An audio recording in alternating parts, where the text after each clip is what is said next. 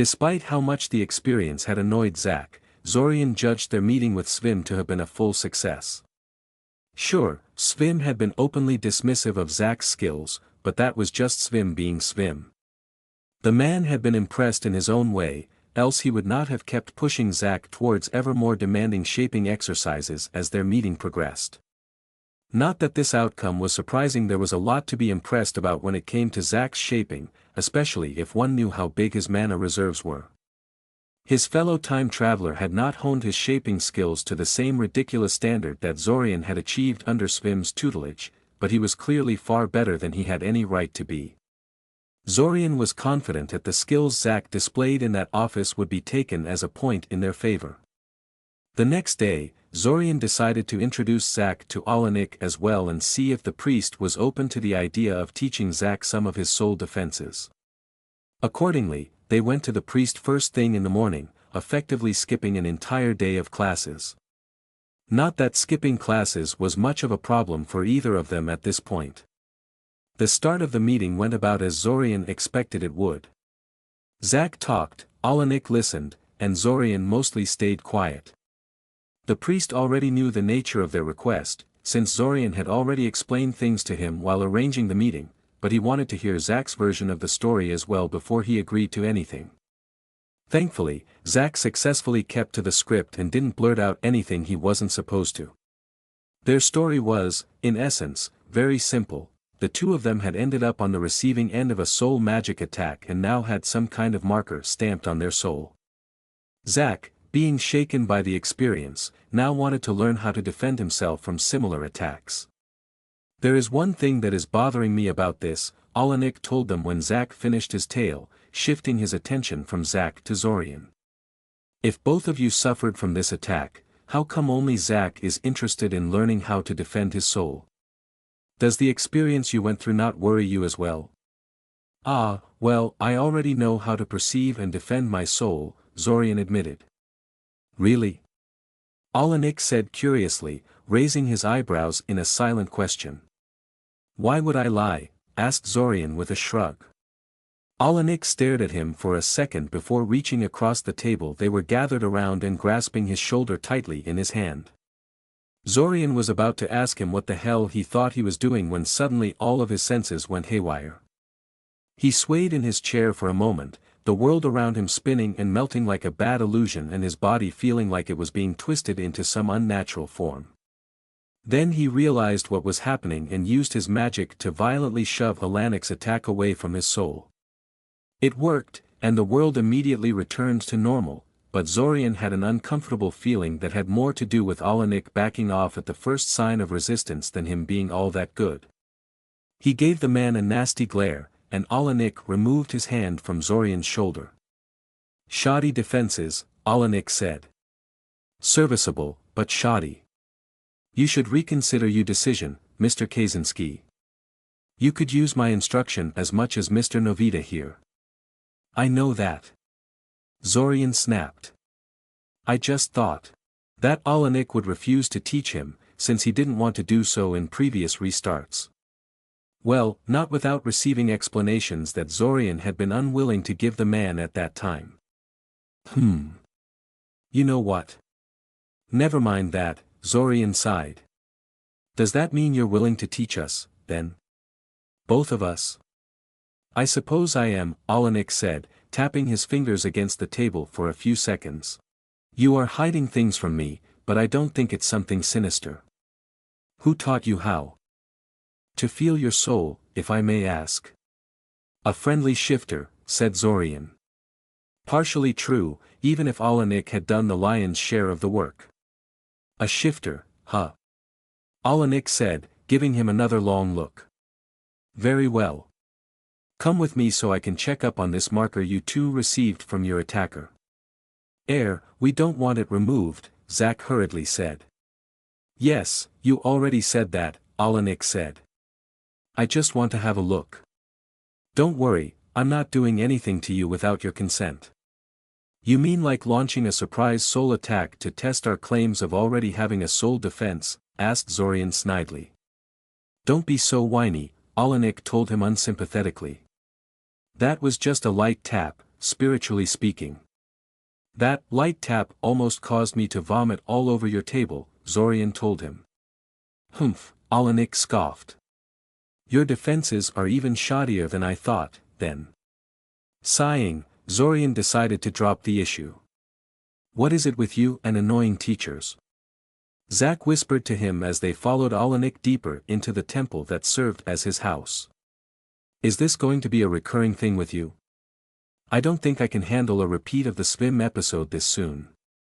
Zorian was tempted to bring Zack to Silver Lake after this, just to show him the true meaning of annoying. At least Alanik and Svim were each helpful in their own way in addition to being hard to deal with. He wondered if Zack was good enough to deal with the Grey Hunter. He probably could kill the beast, but could he do it in a way that keeps the eggs intact? Though now that he thought about it, Silver Lake probably doesn't count as a teacher. She had taught him precisely nothing so far. Mr. Zosk is way less annoying than Svim, he whispered back to Zack, putting his musings aside for the moment. He can be pretty harsh at times, but he's always fair. He doesn't insult people without good reason. The truth is my soul defenses really are shoddy at the moment. Give him a chance.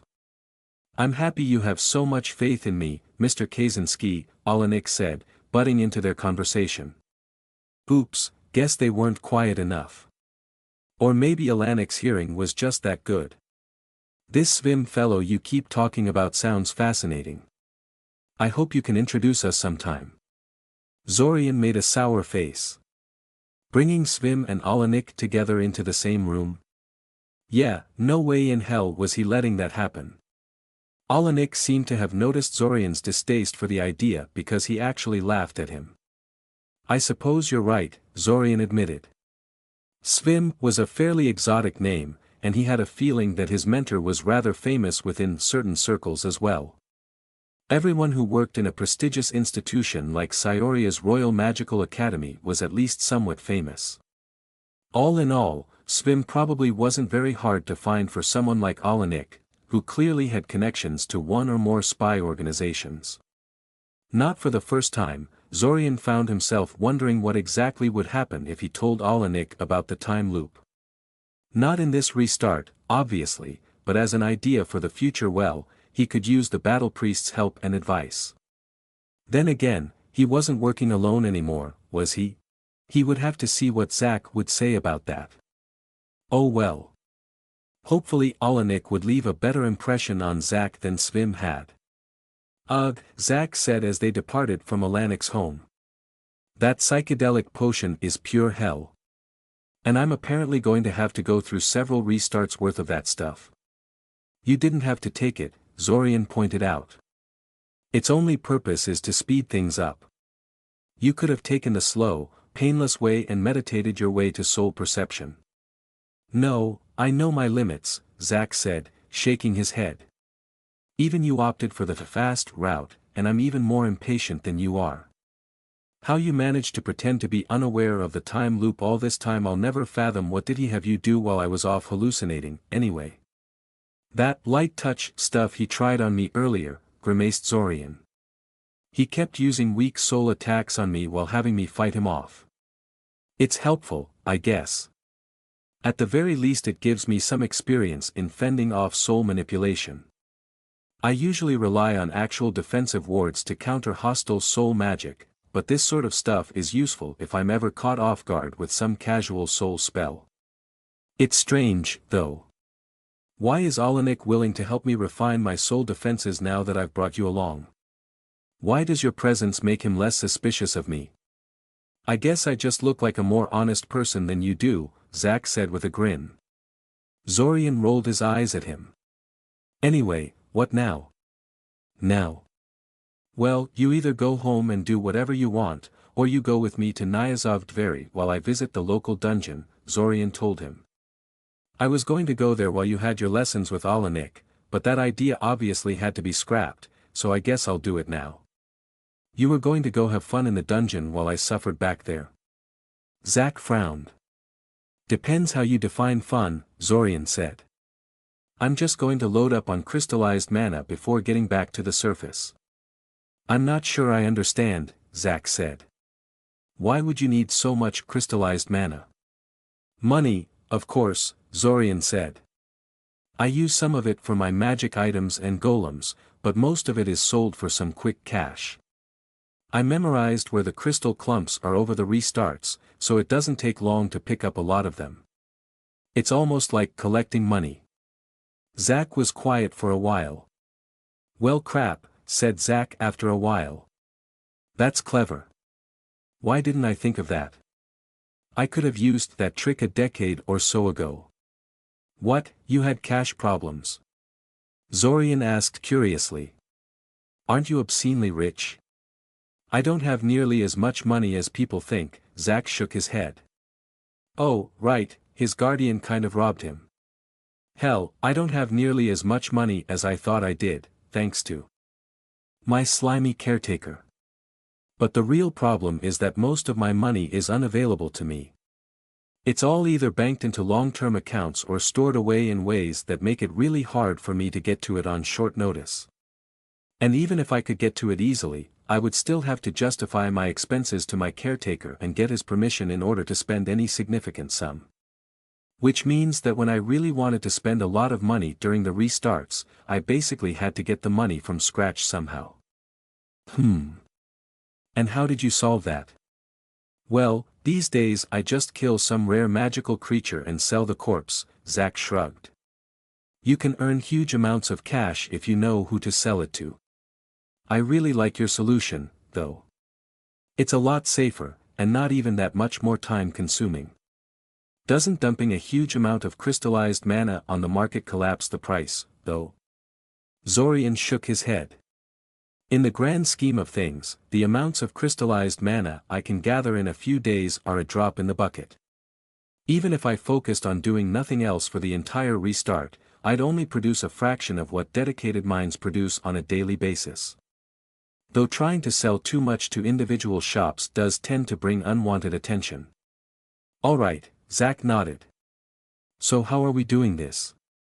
Later that day, when they finally returned to Scioria, Zorian was lugging no less than 5 luggage boxes full of crystallized mana, a lot more than his excursions into the dungeons beneath Nyazov Dveri usually got him. They probably went a little overboard with their crystal collection, but that was fine. One could never have too much money. Zorian usually stuck to the safer areas of the dungeon he had mapped and explored a long time ago when embarking on his crystal gathering expeditions, but Zack had insisted they explore the dungeon a little deeper than usual this time. Since the other time traveler was so powerful, Zorian had agreed. He was actually somewhat curious if they could find something interesting. In the end, though, they didn't discover anything too amazing, just several new crystal clumps and some strange cave plants that Zorian couldn't identify and decided to bring along with him. He could then show them to Kale when the boy finally showed up again. They didn't stumble upon anything particularly dangerous, which pleased Zorian, who didn't want to end the restart short because they died to some stupid monster in the dungeon depths, and disappointed Zack, who had been hoping for a good fight to blow off some steam. Just as they were about to separate and go each to their own homes, Zack suddenly spoke up. That was kind of fun, he said. We should go deeper next time. That's a bad idea, Zorian said. We already went past the depth where I met this floating mass of eyes that killed me just by looking at me. It's only luck we didn't meet anything like that today. Do you really want to cut one of our restarts short by dying to some stupid monster? Ugh. You're no fun, Zack complained. We can always go hunting all the monsters that are terrorizing the city now that Arania are gone, Zorian pointed out. I already did that with Taven in previous restarts, but well, I can never really set myself loose when I'm around her. She knows me too well to accept my growth in skill at face value. Taven. I remember her, Zack said. She was your date for the evening that time when I invited all the students to my home for the summer festival. Are you close to her? Not in the way you're probably thinking of. We're just friends, Zorian said. Friends that go on dates together. Zack said with a grin. Ugh.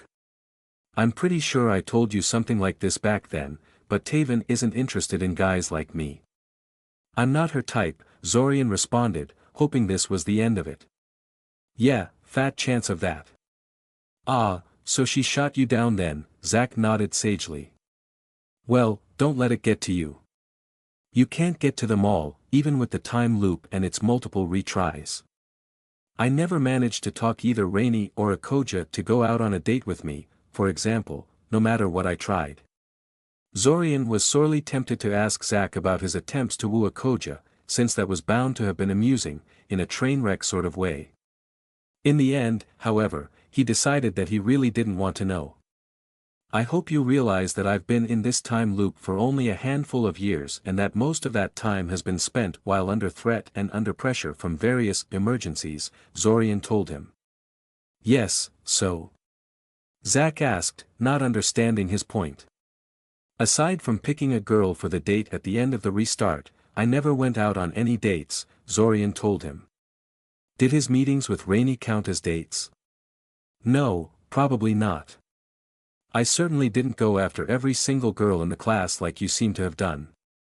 Zack stared at him in silence for a few seconds, apparently struck speechless at Zorian's statement.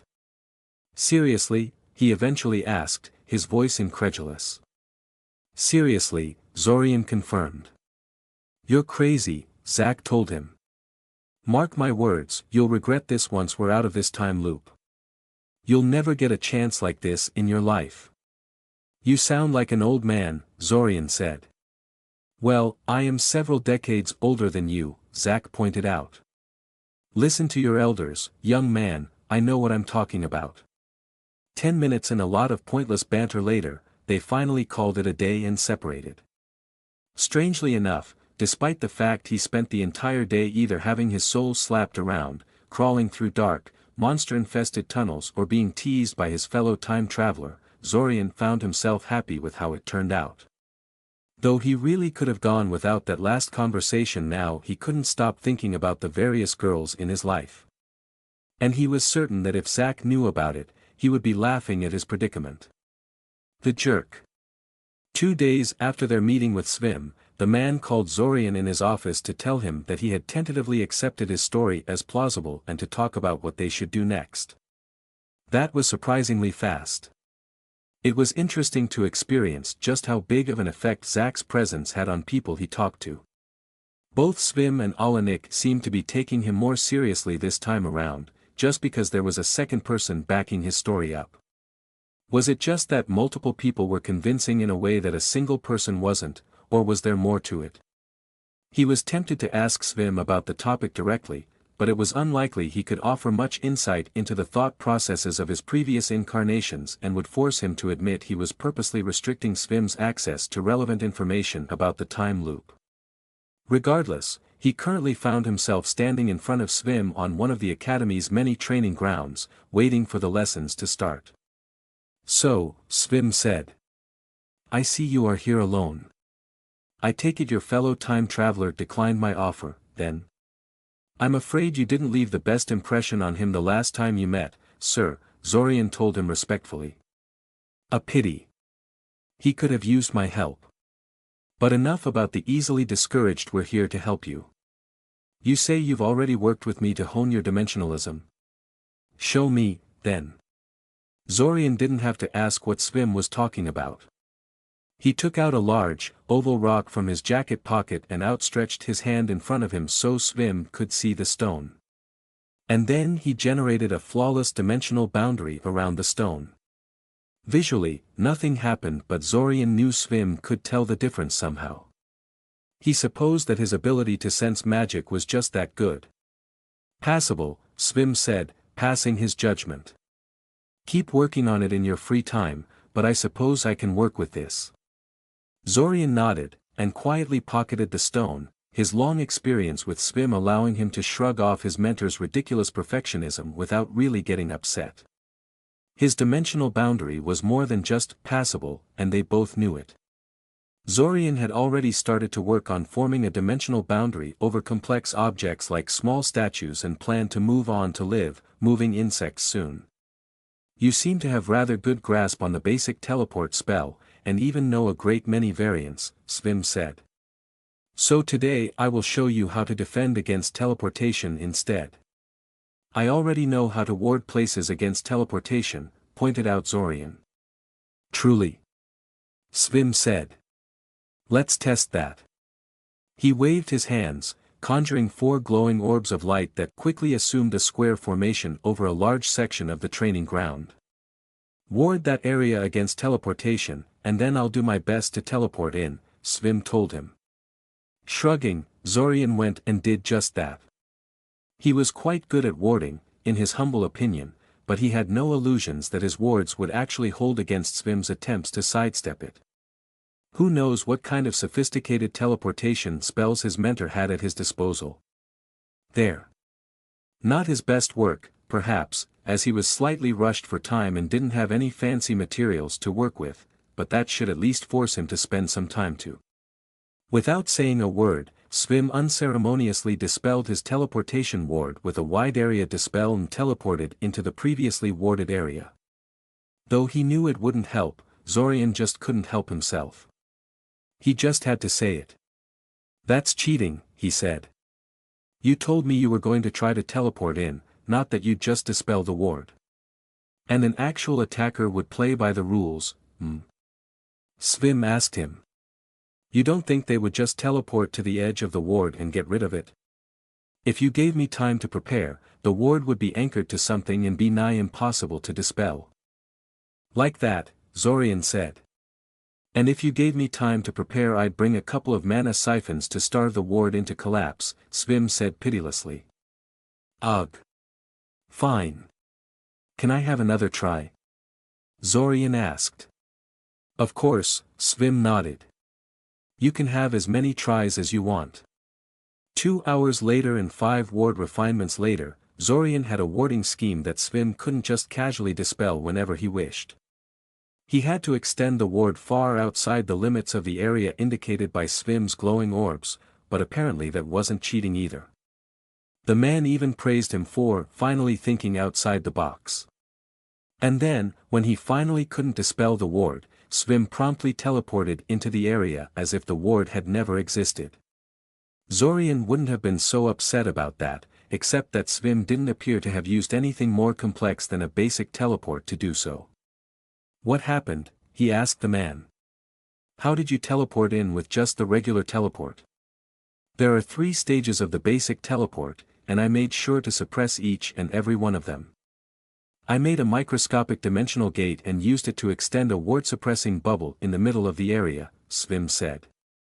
Then I simply teleported into a patch of effectively unprotected land. It is a standard way of getting into heavily warded areas, though most people use magic items thrown into the area instead of creating a microscopic gate like I did. I presume this is because they can't create a gate like that, even a tiny one, Zorian said. Yes, Svim confirmed.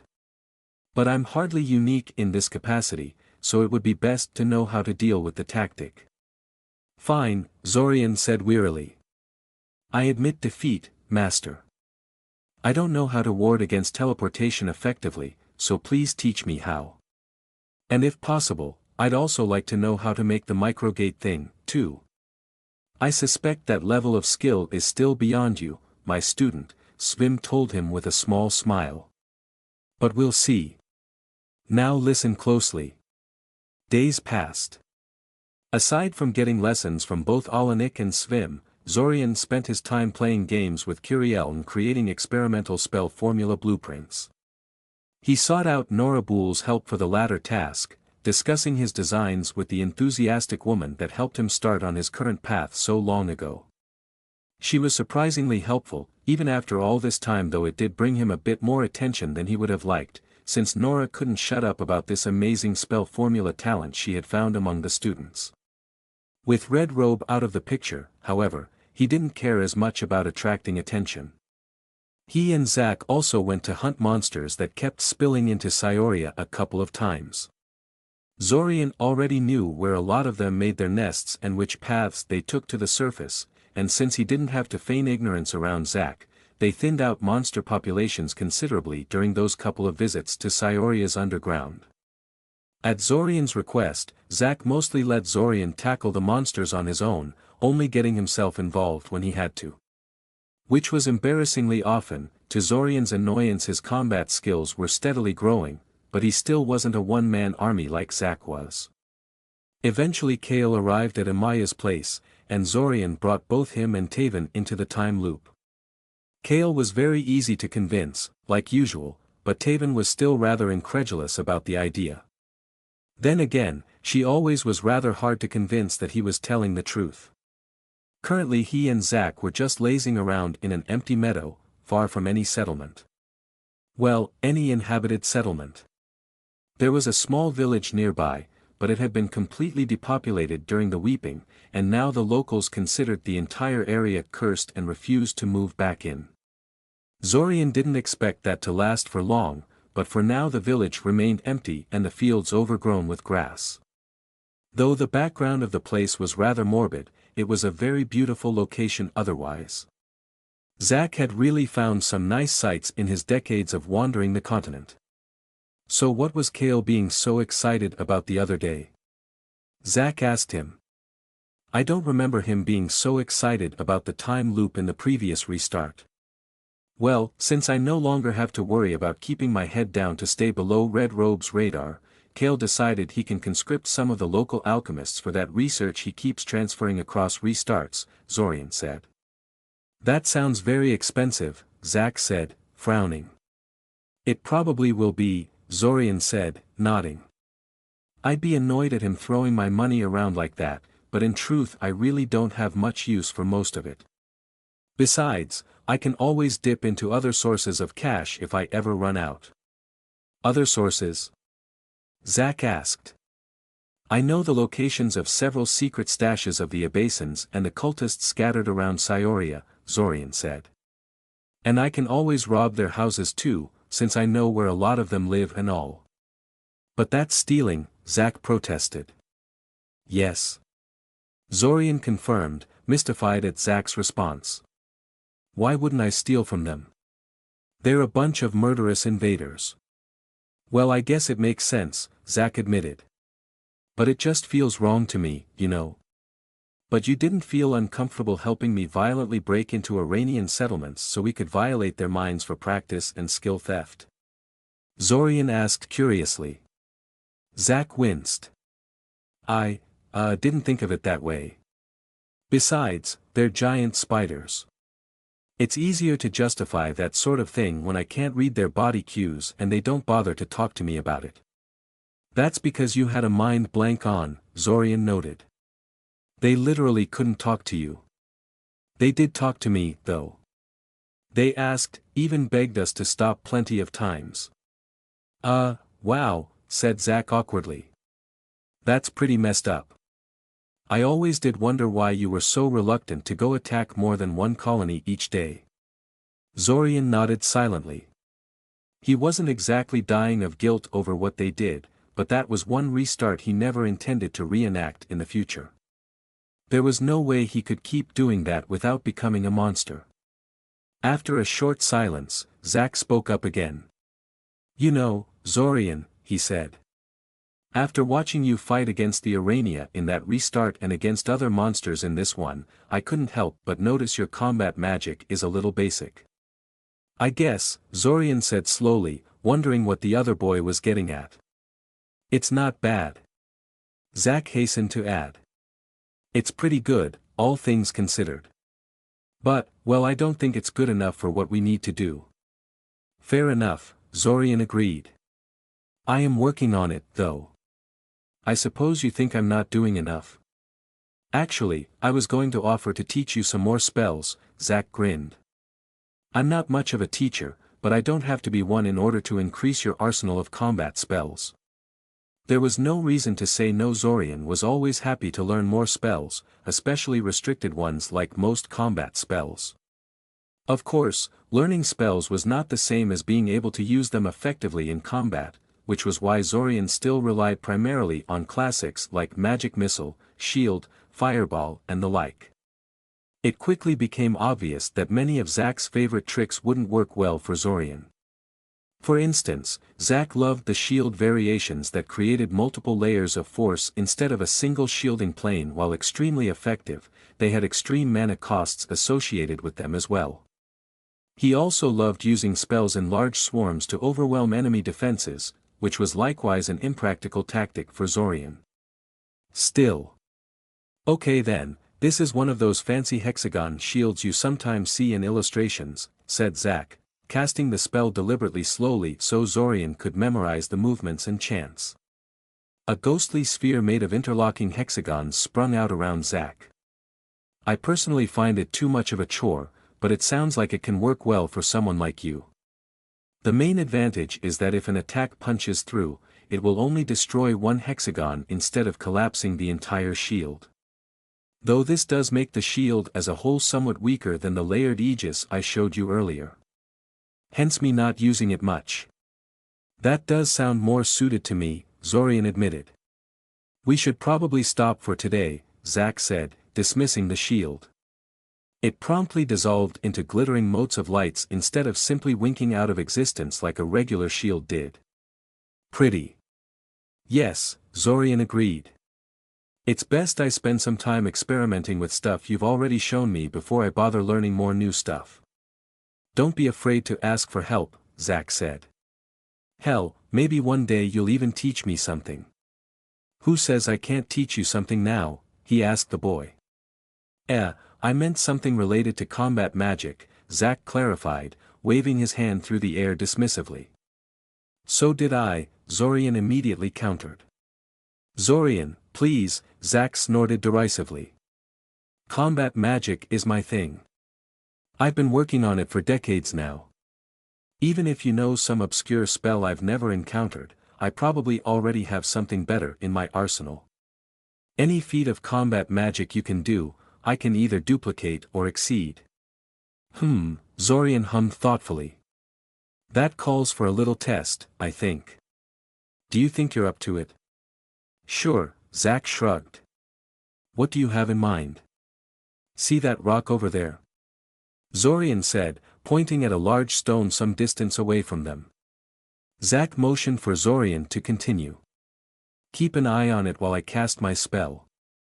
Alright, Zack said, retreating to a healthy distance and positioning himself so he could easily see both Zorian and the stone at the same time.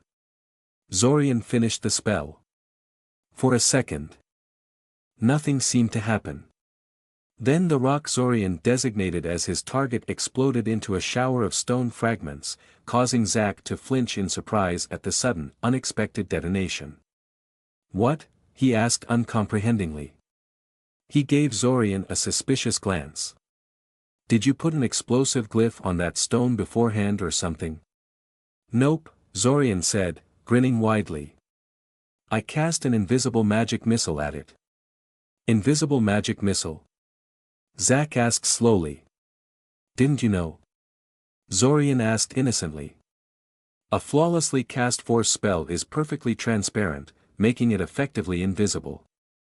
It took me quite a while to achieve this, but I'm sure a master combat mage like yourself has mastered this years ago. Zack stared at him for a second before shifting his gaze to the shattered rock the magic missile had demolished. So, Zorian began, smiling brightly.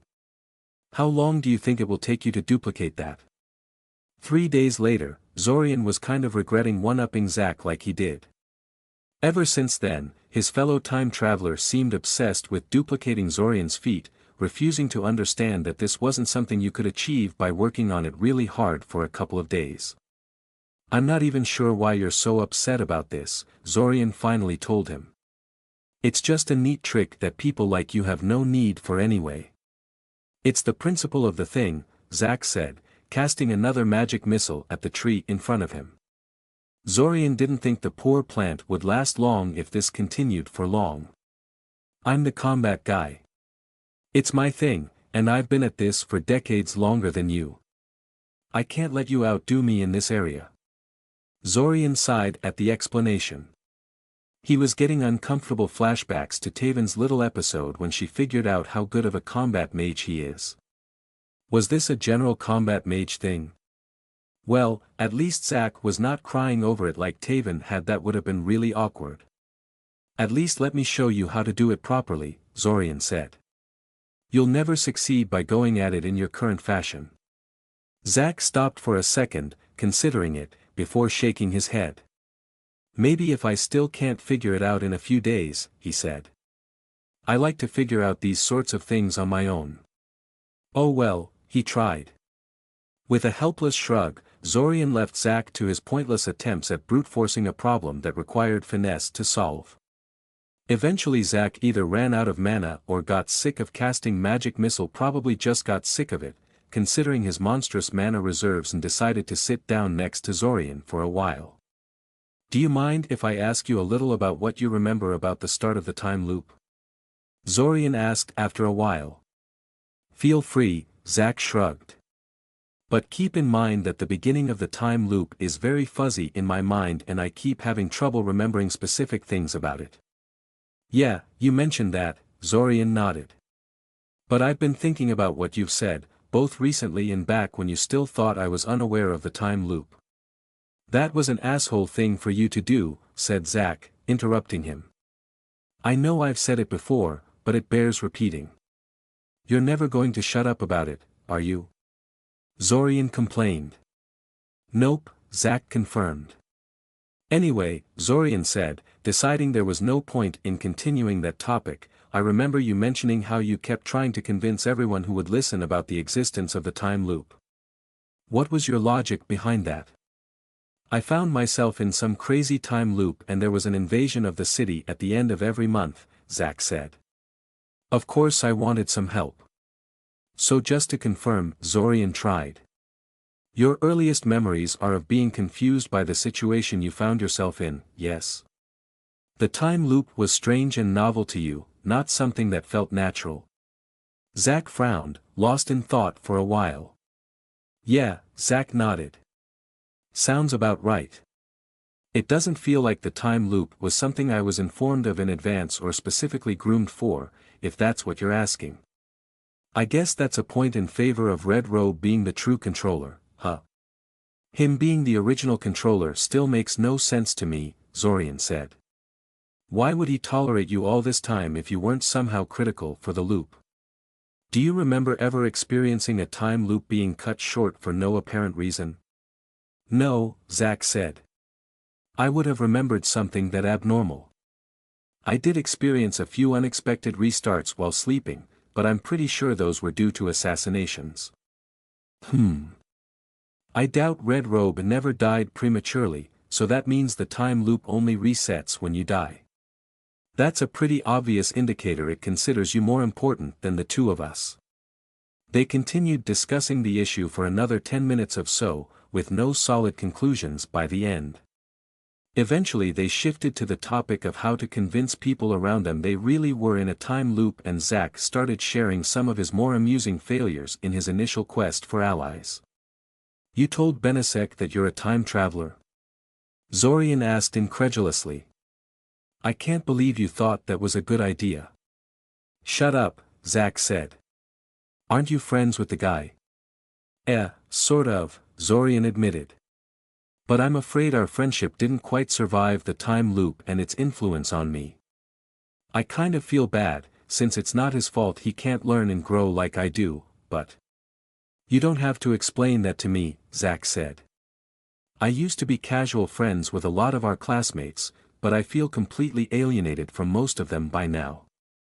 Right, said Zorian. Best not to dwell on such a depressing topic. So what exactly happened when you told Benesek about the time loop? I thought he took it quite well at first, Zack said. Then I came to school the day after and found that he told half the school I've gone completely nuts. Though funnily, everyone seemed to have a different idea of what kind of crazy thing I believed in. Yeah, that sounds like Benesek, Zorian nodded. So when you said you tried to convince everyone, you really meant everyone, huh? Well, obviously I couldn't try to convince literally everyone in Scioria, Zack said. But it was a lot of people. Students, teachers, city authorities, you name it. Zorian tapped his fingers against the ground around him, trying to think of some person from their class whose reaction to the time loop would have been amusing. "Oh. How about Veyers?" he asked Zack. "Did you ever tell him about the time loop?" "Who?" Zack asked, looking confused. "Veyers Boranova," Zorian said. "You know, the guy who punched you in the face during class in our second year? He got expelled from the academy before the time loop began, but he had technically been our classmate, so I thought." He stopped when he noticed Zack was giving him a strange look. "What is it?" he asked. "Zorian, who the hell are you talking about?" Zack asked him slowly. Zorian stared at Zack for a while, before he began to explain things in more detail. "I'm talking about Veyers Boranova," he said. "Member of Noble House Boranova and our classmate during the first 2 years of our education. Tall, blonde, and with vivid orange eyes that had a slitted iris and made him look sort of like a snake. You two hated each other well, just about everyone hated the asshole, and he seemed to hate everyone around him, so I guess that doesn't say much, but anyway, the point is that there is no way you could have forgotten the guy." Zack shifted in place uncomfortably. "I have no idea who you're talking about," he finally admitted. "Wow. Now that was very, very interesting."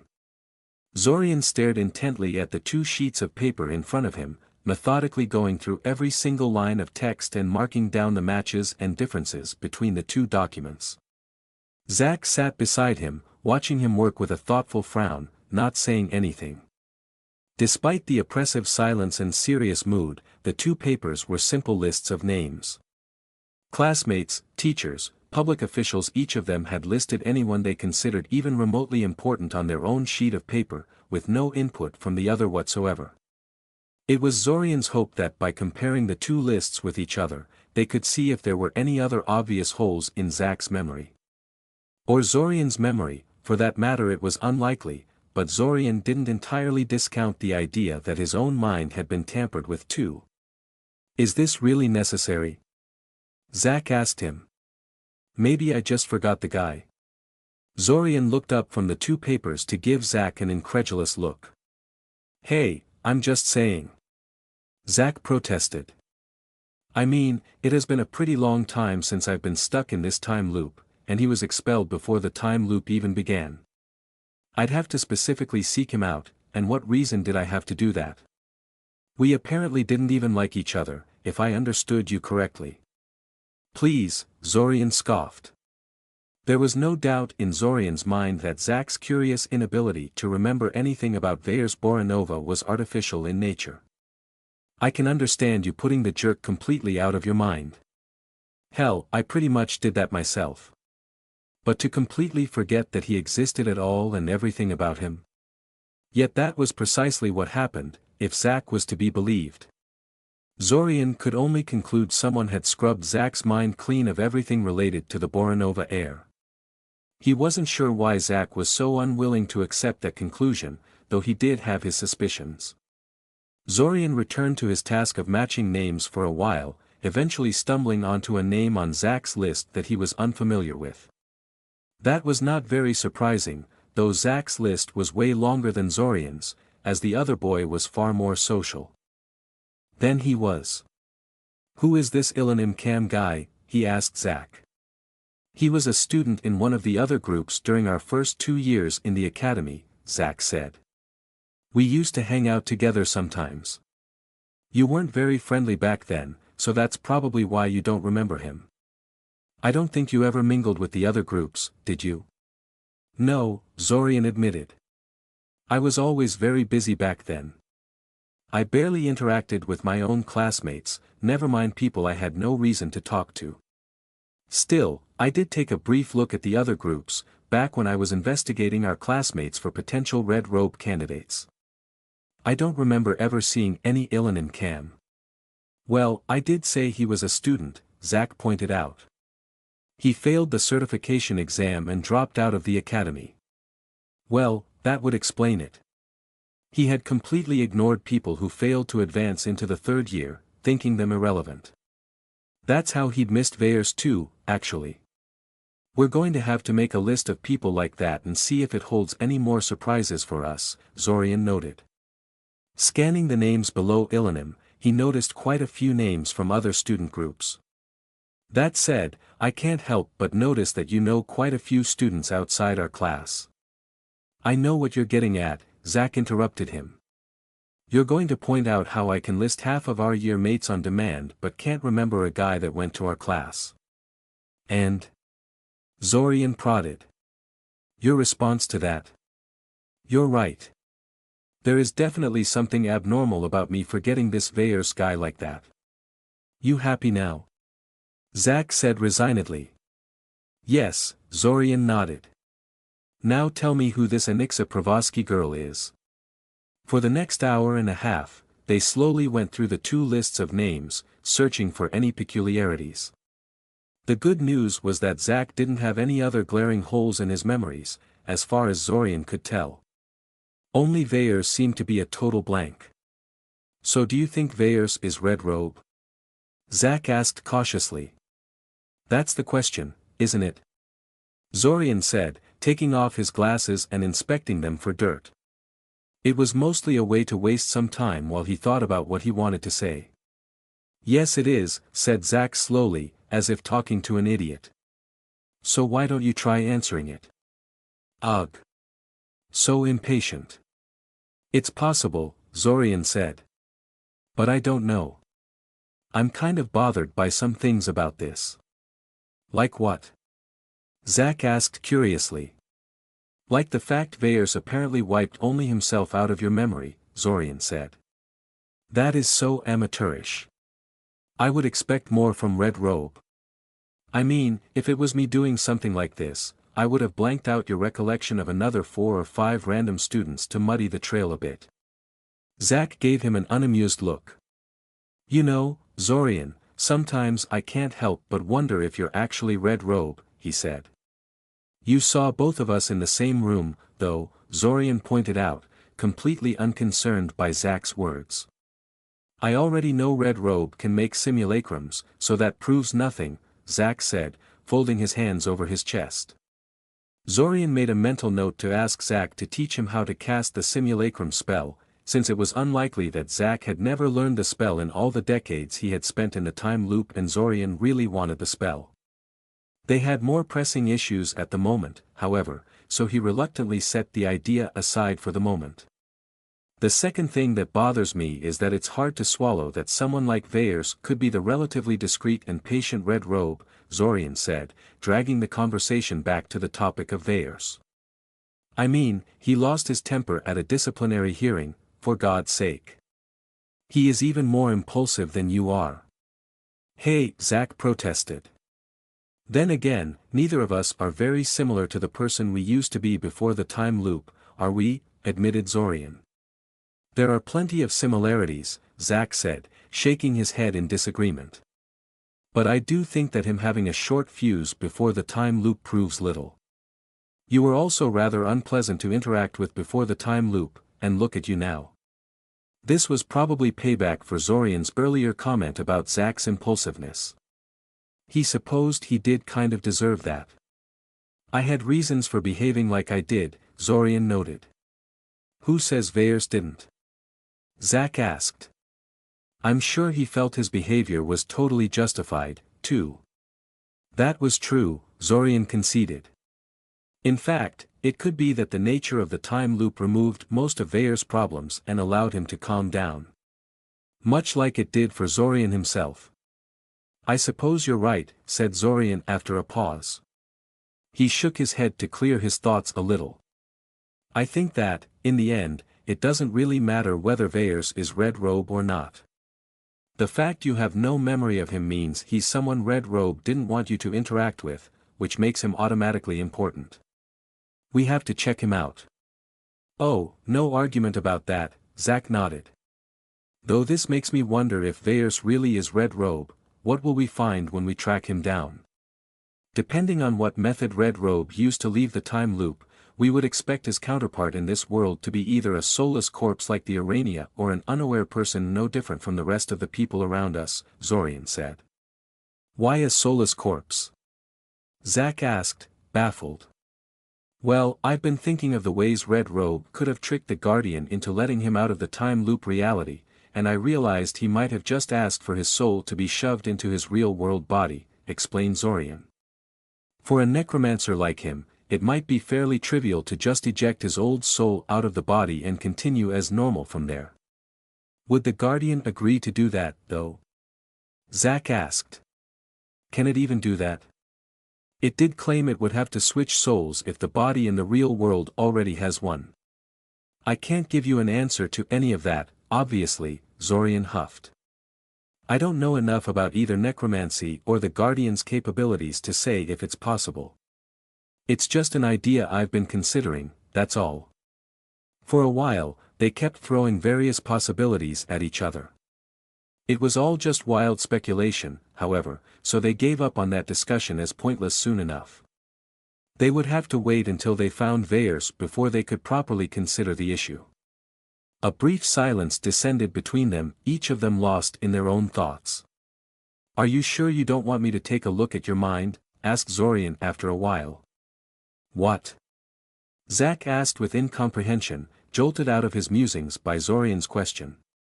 A second later, when he finally processed the question, his face contorted into an annoyed glare. No. Absolutely not. I'm sorry, but I already had my brain scrambled by one mind mage and I don't want to be at the mercy of another. Besides, what would be the point? I may not be an expert on mind magic like you, but even I know there is no way to restore magically erased memories. I'd be letting you rummage through my mind for nothing. Well, it's true that a properly blanked-out memory is irrecoverable, Zorian admitted easily. But why assume Red Robe executed the mind wipe flawlessly? I saw his mind magic in action at one point, when he tried to use it against me, and he wasn't all that good with it. There is a good chance he missed something. You have a very skewed image of what constitutes as good when it comes to mind magic, Zack told him. It's not Red Robe that's bad, it's you who is terrifyingly good at it. And the answer is still no. What if I tell you that you could still be under the magic's influence? Zorian asked. Zack gave him a surprised look. What the hell do you mean by that? Zack asked him with a raised voice. It's hard to believe you never encountered anyone mentioning Veyers in one of the previous restarts, Zorian pointed out with a sigh. He's not often mentioned, but people do talk about him on occasion. At some point over the decades, you really should have noticed there was a guy everyone in our class knew of, yet you have no memories of. Well, I was only rarely in class after some point, Zack tried. Zack, you've been strangely evasive about Veyers this entire time, Zorian told him bluntly.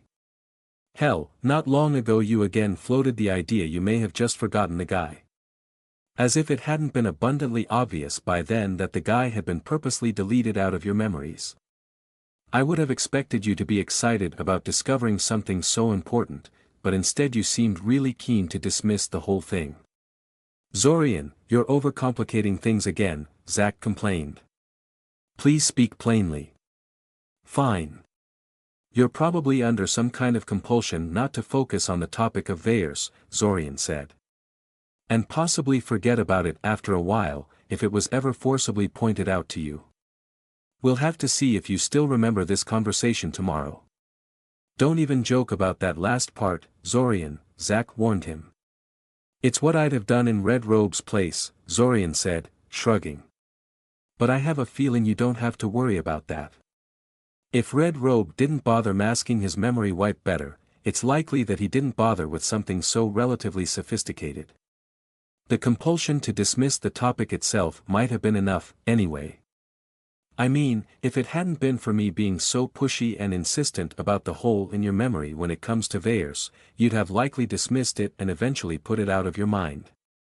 Zack hissed something under his breath that Zorian didn't quite catch but which he was pretty sure were insults and swear words directed at Red Robe. Something about his canine ancestry and fondness for male genitals.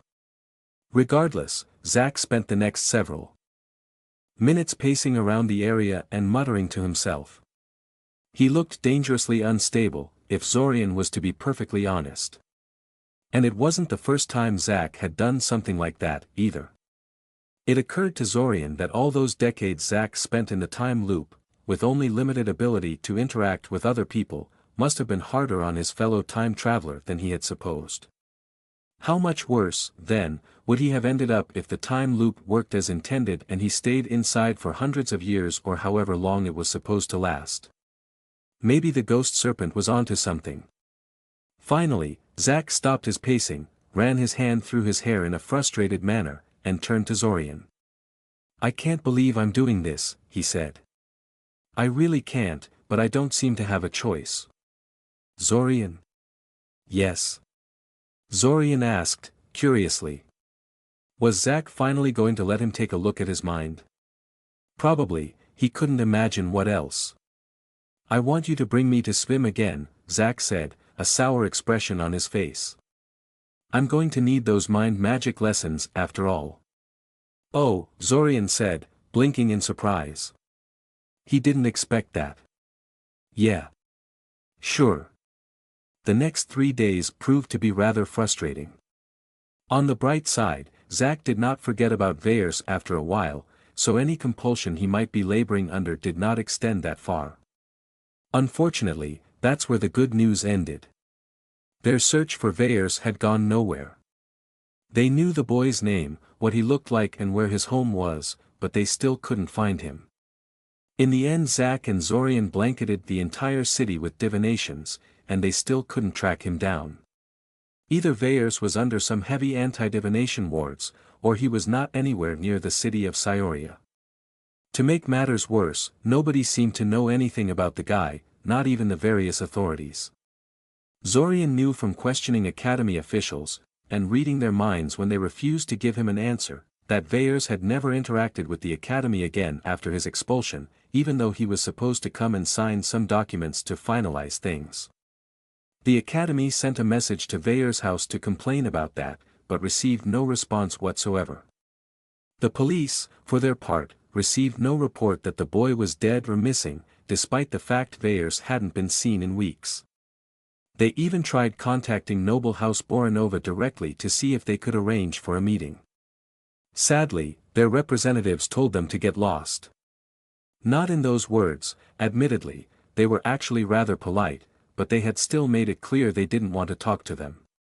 All in all, investigating Veyers was proving to be a lot harder than Zorian initially thought it would be. At this point in time, however, Zorian didn't find that either surprising or particularly disappointing. When was anything about this time loop simple? Though it was a long shot, Zorian decided to ask their classmates about Veyers to see if they knew something.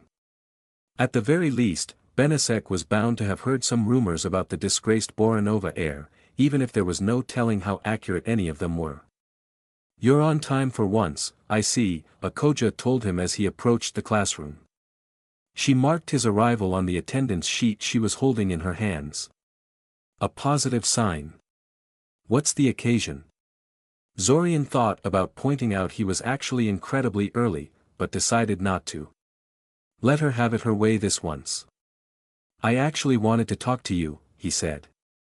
"Me?" she asked incredulously, giving him a wide-eyed look.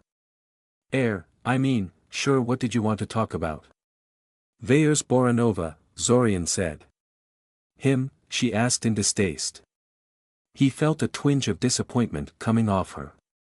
"You really know how to pick a topic, Zorian." "Sorry," he said, genuinely a little remorseful.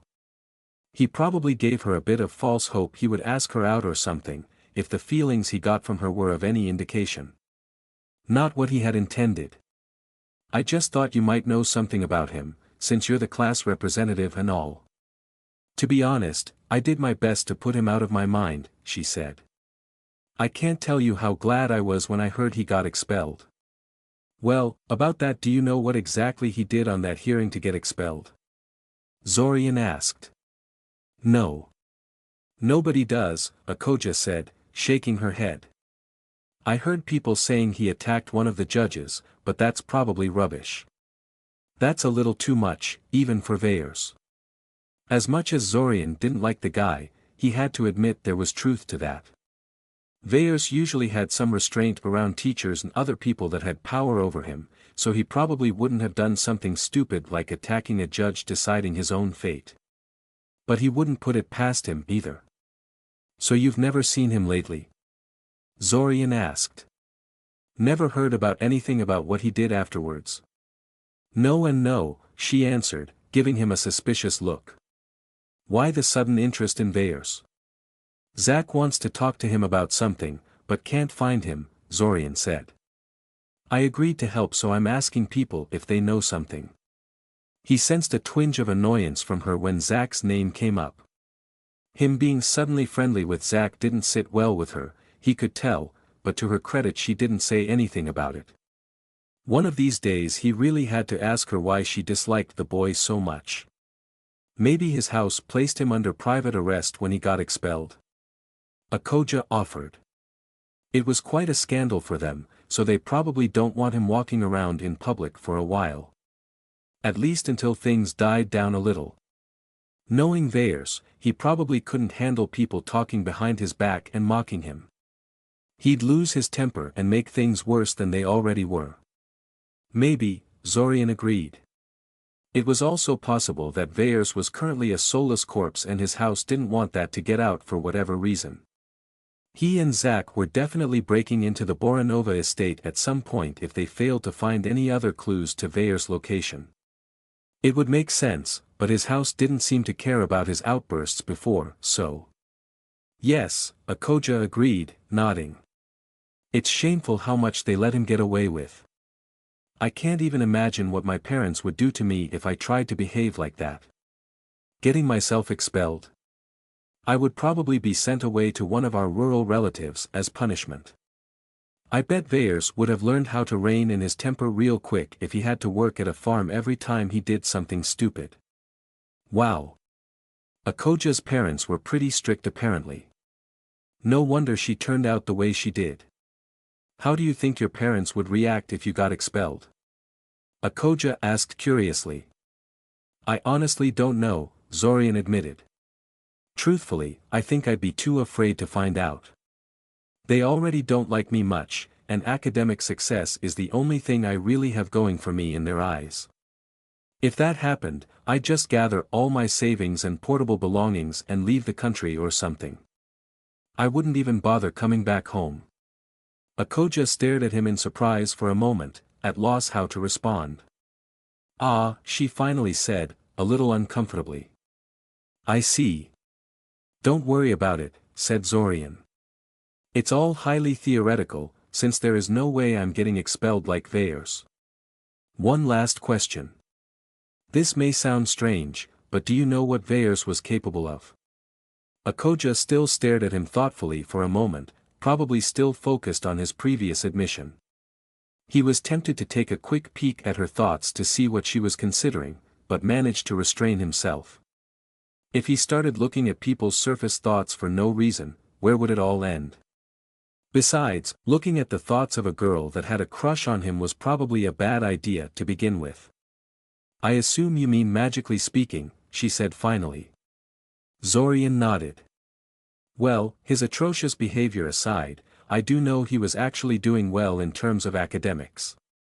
I'm guessing his house hired some private instructor to teach him, or maybe even did the teaching themselves. I also know he could make fire without chants and gestures, and really easily too, but that is probably not unusual for a Boranova. Zorian nodded. Noble House Boranova was famous for their mastery of fire magic.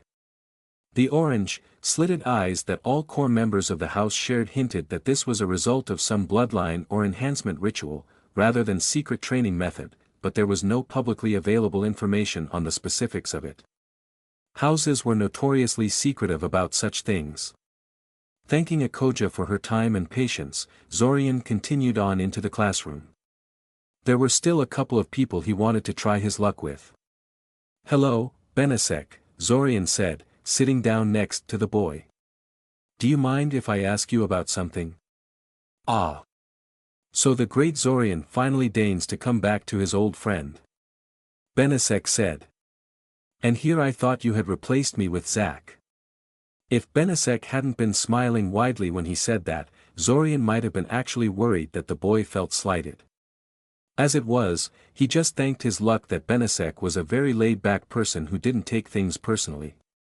It also helped that they weren't terribly close friends, in all honesty. Though that was Zorian's fault more than Benesek's. "Don't be so melodramatic," Zorian told him. "You can have more than one friend, you know." "True, true," Benesek agreed readily. "And you look way happier this year than you usually are, too. Got a girlfriend too, perhaps?" He wiggled his eyebrows at Zorian suggestively, causing Zorian to roll his eyes at him. "Fine, don't tell me," Benesek scoffed. "You know I'll find out on my own soon enough, right? Do you know anything about Veyers?" Zorian asked him, ignoring the question. "Veyers?" Benesek asked. "Ah, I guess you only now found out why he's not with us this year. I keep forgetting you live in the middle of nowhere and don't really talk to people. Anyway, yeah, he lost his temper on his disciplinary hearing and got expelled. I guess even noble houses have only so much political capital to burn on people like him." "Do you know what he actually did?" Zorian asked. Benesek didn't. He knew all sorts of speculation about it, such as the one that he set fire to one of the written witness testimonies or the one where he slept with the daughter of some high-ranking academy official and bragged about it during the hearing. They were all, heard it from a friend who heard it from a friend sorts of story, though, and Zorian didn't put much stock in them. Unsurprisingly, Benesek had no idea where Veyers could be at the moment. That's not to say he didn't have anything useful to offer in regards to the topic, though. "You know, you're not the only person asking for him," Benesek said. "I've been hearing there are people discreetly asking people about his whereabouts for a while now. They're offering money to anyone who can prove they've seen him." "Huh. Do you know who they are?" Zorian asked. "I'd already have mentioned it if I did," Benesek said, shrugging. "But looking at the most likely suspects, I think it's his house that hired them. If it's not them, it's unlikely they would let someone basically offer a bounty on one of their own."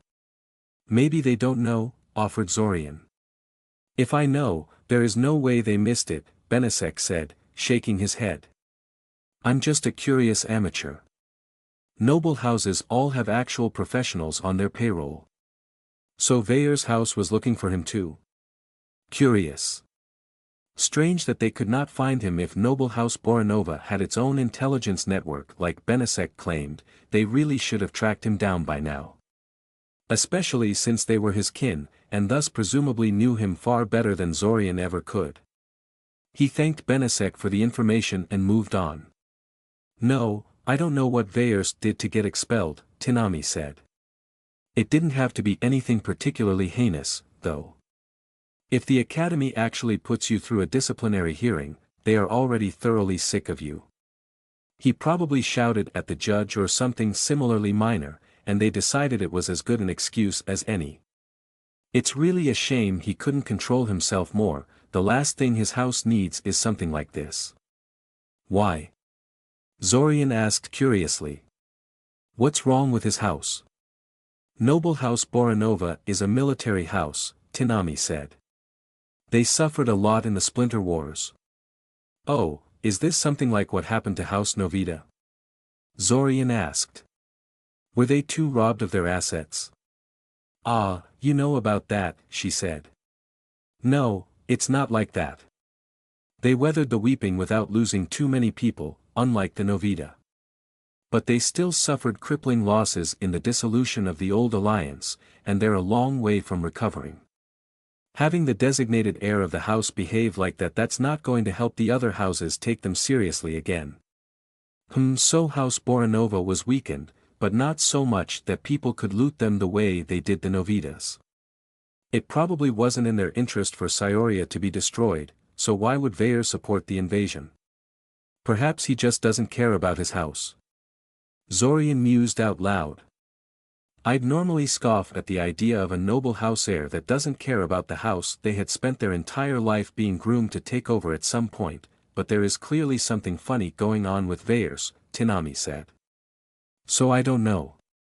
It's possible. While her explanations were interesting, Tinami ultimately couldn't tell Zorian where to find Veyers. And since Tinami was the last of his classmates he had planned to ask about the quarrelsome boy, this was the end of his current investigation. It had been surprisingly helpful. He left the class to go find Zack and report his findings. The other time traveler had decided to talk to Svim about getting mind magic lessons instead of accompanying Zorian to class, but he should be long done by now. Surprisingly, when Zorian actually reached Svim's office he found that Zack was still inside. That could be either very good or very bad. He didn't have to wait long, thankfully. About 15 minutes after he arrived, the door opened and Zack stepped out of the office. So, how did it go? Zorian asked. Surprisingly bearable, Zack said. He was still kind of insulting, but he didn't outright provoke me this time. Yeah, that's pretty much his real personality as far as I can tell, Zorian said. So did he agree to teach you? Yes, Zack confirmed. It was easy. We hashed out an agreement about that in the first 15 minutes or so. So what have you been doing all this time? Zorian asked curiously. Did he decide to hold your first lesson right then and there? No. Yes, Zack said. Zorian gave him an unamused look. What I mean is, he did give me a brief lesson there at the end, but that's not why it took so long. We spent most of the time arguing about your theory that I have a compulsion placed on me. He thought it was stupid of me not to have someone check up on me right away to see if there is any truth in that. Well, he's right, Zorian bluntly told him. Even if you don't trust me to do it, you should at least go pay one of the certified mind mages in the employ of the Mage Guild to examine you. They're quite reliable. I used their services myself at one point. I actually trust you more than I do experts like those, Zack said. It's just I don't want anyone using mind magic on me. Having someone looking through my thoughts is a last resort as far as I'm concerned. This compulsion, if it even exists, clearly isn't a pressing issue. It's pretty much rendered irrelevant at this point. I'd rather take the time to learn how to deal with this myself. If you say so, Zorian said. They had this argument before. There was no need for another rehash. In other news, I've been asking around our class about Veyers. He told Zack about the scarce few things he found out from questioning their classmates. The most important fact, of course, was that noble house Boranova appeared to be searching for Veyers as well. Damn, Zack said. I guess there is no point in breaking into their estate, now, is there? If we still can't track down Veyers by the end of the restart, we should still probably do it. Just to make sure, you know. But if they really are looking for him, then he obviously isn't there. I don't understand, Zack said. A person like him is too distinctive to just disappear. His eyes alone ensure most people would note his passage wherever he goes. Yet it's like the earth swallowed him. Maybe he physically walked out of the loop. Zorian frowned. Theoretically. It could happen. The copies of people inside the time loop were every bit as real as their counterparts in the real world. Barring Guardian intervention, it should be possible for a copy to simply step out of the time loop reality and into the real world. I guess it's possible, but we shouldn't jump to conclusions, Zorian said. Let's try to locate him first and see what happens. I don't see what we can try that we haven't done already, Zack shrugged. Aside from breaking into the Boranova estate, that is, and we already know that's probably a dead end. The restart is still young, Zorian said, though he largely agreed with Zack. We'll wait and see if he turns up somewhere. Perhaps his house, with their greater manpower and resources, can track him down for us. It wasn't like they didn't have anything to do in the meantime. Over the next week, both Zorian and Zack slowly advanced their lessons with Svim and Alanik and kept an eye for Veyers. Sadly, the Boranova heir never turned up anywhere and their attempts to find him went nowhere. They even visited many of the nearby settlements near Scioria in their search, only to come back empty-handed. Zack floated the idea that maybe Veyers purposely went somewhere far, far away instead of sticking to the city and its surroundings. In that case, they may have more luck in tracking him down at the beginning of the restart, before he had time to get too far from familiar ground. It was as good idea as any they had, but it was of no help to them at the moment. And it also didn't explain why Veyers would want to do something like that. Despite their issues with finding Veyers, Zorian was happy. They finally had a real clue about Red Robe's identity. Alanik agreed to teach him more about soul magic, and his personal projects were going along nicely. He had even managed to convince Taven to accept him and Zack as time travelers, despite being very suspicious initially. Initially, the point of making Taven aware of the time loop was so that they could continue with their project of making a perfect training plan for Taven.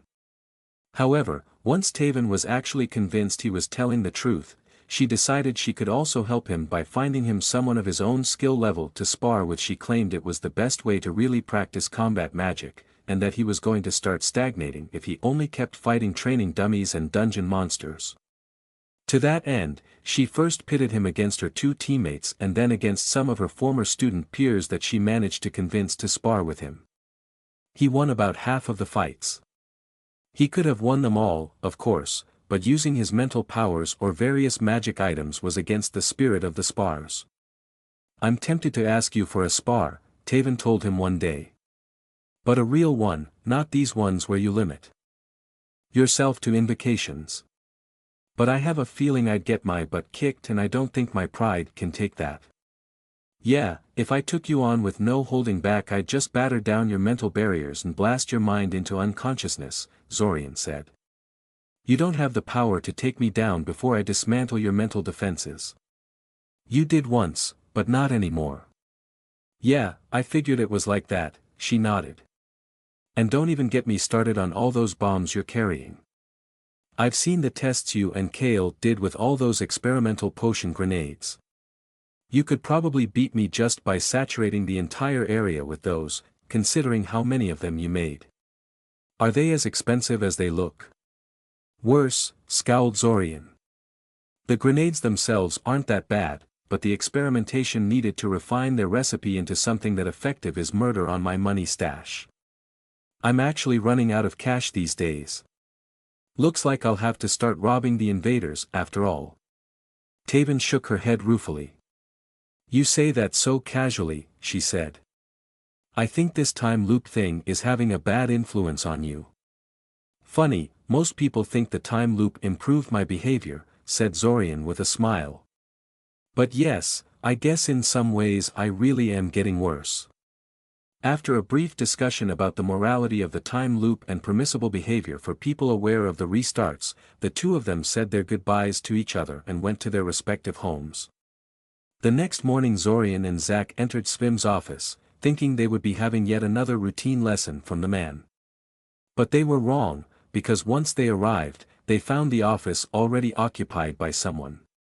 It was Alanik. He and Svim were casually chatting with each other when Zack and Zorian arrived, sipping tea and generally behaving like long-lost friends that were finally reunited. "Ah, Mr. Kaczynski and Mr. Novita," Svim said. "Just the people we were looking for. Go ahead and sit down. Mr. Zosk and I were just exchanging some very interesting stories." Of course, much of Zorian's current discomfort stemmed from the nature of the meeting he and Zack had stumbled upon, rather than the lack of elbow room. Interaction between Svim and Alanik could make the rest of this restart very uncomfortable, or even force a premature end to it. Still, the suddenness of this development, as well as the cramped nature of their current environment, greatly amplified the threatening undertones of the meeting, and Zorian couldn't help but wonder how much of it was deliberate. Did Svim and Alanik purposely arrange for this meeting to happen here and now in order to exert additional psychological pressure on them? Bit of a risky move, if they did. Some people reacted really badly to being cornered. Zorian would not have pulled such a stunt, were he in their place. But no matter. It could be that he was reading too much into it and they just didn't consider things that way. Besides, it wasn't like they were really cornered.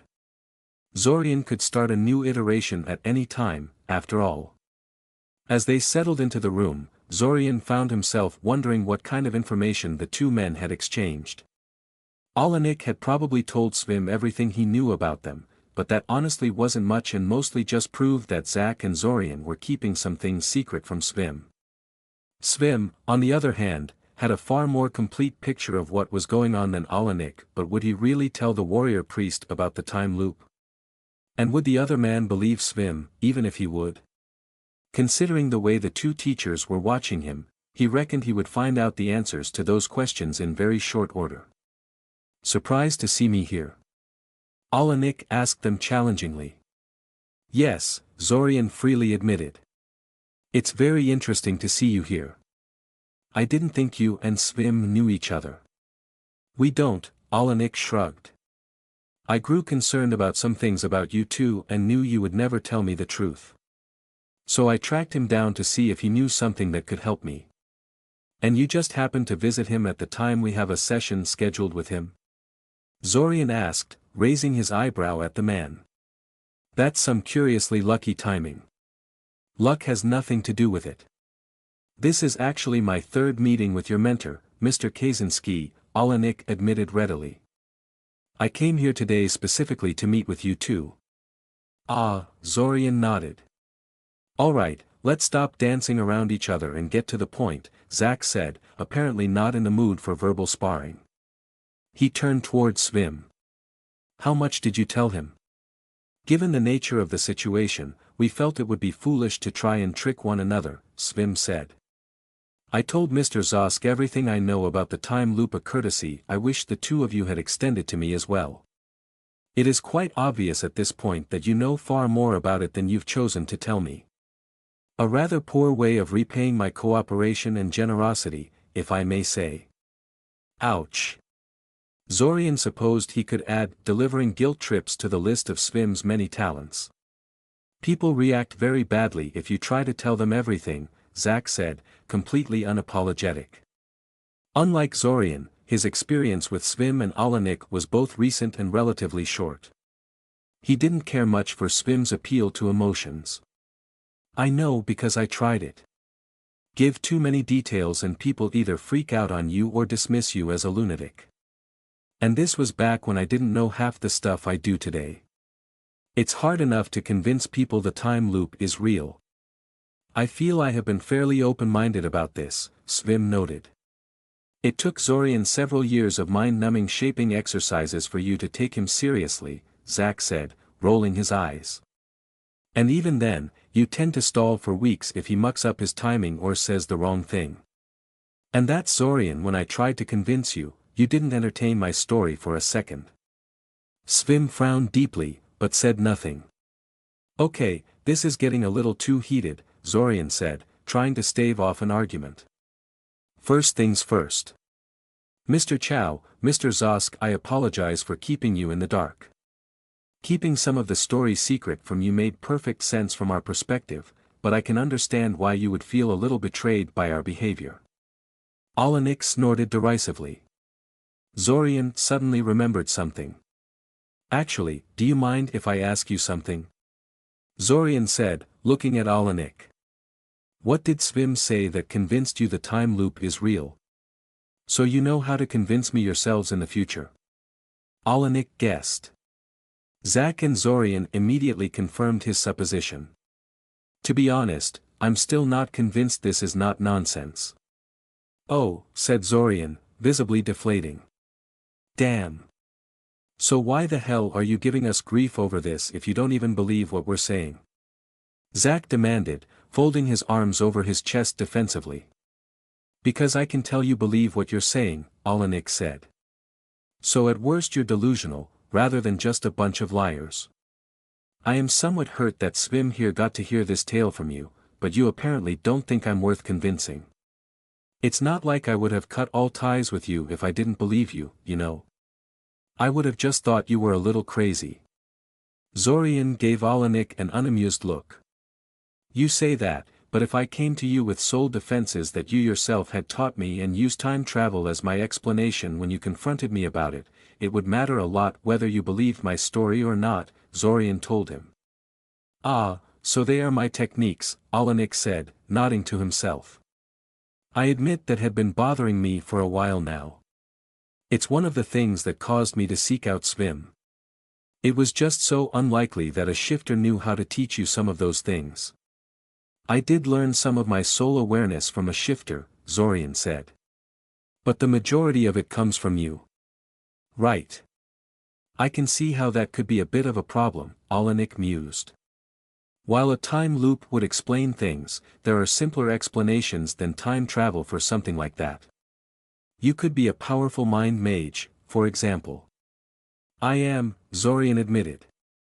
3 surprised looks were immediately directed his way.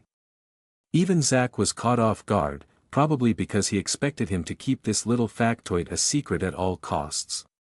Hey, they wanted the whole truth. Let them have a taste of it, Zorian shrugged. Yes, I am a powerful mind mage. It's one of the things I had focused on over the restarts. An excellent choice for someone in your situation, Svim nodded approvingly. Endlessly useful, and it would be quite dangerous to train outside the time loop. Alanik gave Svim a mildly scandalized look. So, anyway, I come to your place and demonstrate the soul defenses you taught me, Zorian told Alanik, looking him straight in the eye. You ask me how this is possible and I say time travel. You don't believe me and check me for mind magic. As it turns out, I am a mind mage. What now? Things get complicated, Alanik admitted. There was a short pause as everyone considered things in the privacy of their own minds. Well, this didn't go as planned, said Svim, giving Alanik an annoyed glance. The scarred battle priest shrugged at him unrepentantly. Let us put hypotheticals aside for the moment. I will concede that simply telling us everything may not be as simple as it first appears. Nonetheless, I will have to insist that you try just this once. If you don't, then both of us will withhold our lessons from you for the duration of this restart. Additionally, Alanik quickly added. If you honestly tell us everything, I will tell you what you need to do to stop me from getting suspicious at you in future restarts. Zorian hummed thoughtfully. The carrot and the stick. Truthfully, the threat didn't worry Zorian much. Losing their lessons for the 2 weeks or so left in the restart would be kind of annoying, nothing more. He shared a look with Zack, who shrugged uncaringly. I'm fine with this, Zack said. We already planned on doing something like this in the future, didn't we? Worst case, we get an example of what not to do when we try for real. Thinking about it some more, Zorian had to agree with this. This wasn't nearly as planned and controlled as he wanted the eventual reveal to be, but what else was new? Few things went entirely according to plan, even in the time loop. He may as well tell them everything and see how they react. He opened his mouth to speak, only to be interrupted by Svim. We would prefer if Zack were to tell the story, if you will, Svim said. Me? Zack asked in a surprised tone, pointing a finger at his own chest. Why? Zorian would explain it way better than I could. Not only did he figure most of this stuff out before me, he knows you two far better than I do. Perhaps, Alanik conceded. But it is far easier for me to gauge your honesty than it would be to judge Zorian's. Zack shot him an uncertain look. They're not using mind magic on you, Zorian said, shaking his head. I'd be able to tell. But between this and some of Alanik's past comments, it seems likely that he has some supernatural way of checking people's honesty. He then frowned. Something was bothering him. A memory that danced at the edge of his awareness, trying to make itself known. Suddenly, he realized what this reminded him of. Kylie, the priestess that predicted the future, had also claimed she had some way of telling if he was being honest with her. You know, you are not the first priest that claimed he could tell if people are lying to them, Zorian told Alanik. Is this some kind of ability priests possess that I'm not aware of? It's an ability connected to soul magic, Alanik said. But higher-ranking priests are quite often trained in soul magic, so you're not far from the truth. The outer portion of the soul, the aura, reacts to its host's thoughts and emotions to some extent, and those with soul sight can learn how to read and interpret its movements. Since most people have no awareness of their own soul, and thus no control over it, a soul mage can often get far stronger and reliable tells about people than you would get by relying on body language and intonation alone. But I can sense my own soul, so it's not a reliable indicator where I'm concerned, Zorian surmised. Alanik nodded. But I can't actually detect and manipulate my aura to such an extent, Zorian noted. All you've taught me is how to harden it to resist spiritual attacks. And I only have your word for it, Alanik shrugged. Alright, I'll do the explanation, Zack said, interrupting their exchange. He waved his hands in front of him, conjuring an illusion of the planet above Svim's table. This is the world, Zack said, pointing at the gently spinning green and blue sphere. He then shifted his hand to point at green blob that looked vaguely like Altazia. And this place here is roughly where Scioria is. Beneath the city there is a time magic research facility studying a powerful ancient artifact, likely of divine origin. The researchers think it's an advanced time dilation chamber, and in a way they are right. When activated, it takes a detailed record of everything in existence and copies it. Zack waved his hands again, and the ghostly planet forked into two identical spheres, one floating to the left of the original, and the other to the right. The difference was that the left copy was no longer spinning, standing still as if frozen in time, while the right one was rotating madly like a spinning top. The copy of the world exists in its own pocket dimension that is under tremendous time dilation. From the point of the copy people living in this copy world, the original world is frozen between moments. 100 years passes in a fraction of a second. Not that they know this. The only tell that the world is a copy bound to its own pocket dimension is that the spiritual planes have been cut off from the material world. From the corner of his eye, Zorian saw Alanik suddenly stiffen. Time does not flow normally within the copy world, Zack continued. He adjusted the illusion again, altering the right planet slightly. It still spun, but there was a subtle, stuttering quality to it now, since every couple of rotations it reverted to its initial position before fully completing the spin. Instead of always going forward in time, the world is periodically reverted to its original state. Everything is utterly undone, the land and its people constantly recreated from that initial record of the real world that was used to make the copy world in the first place. Time repeats itself over and over, month after month after month.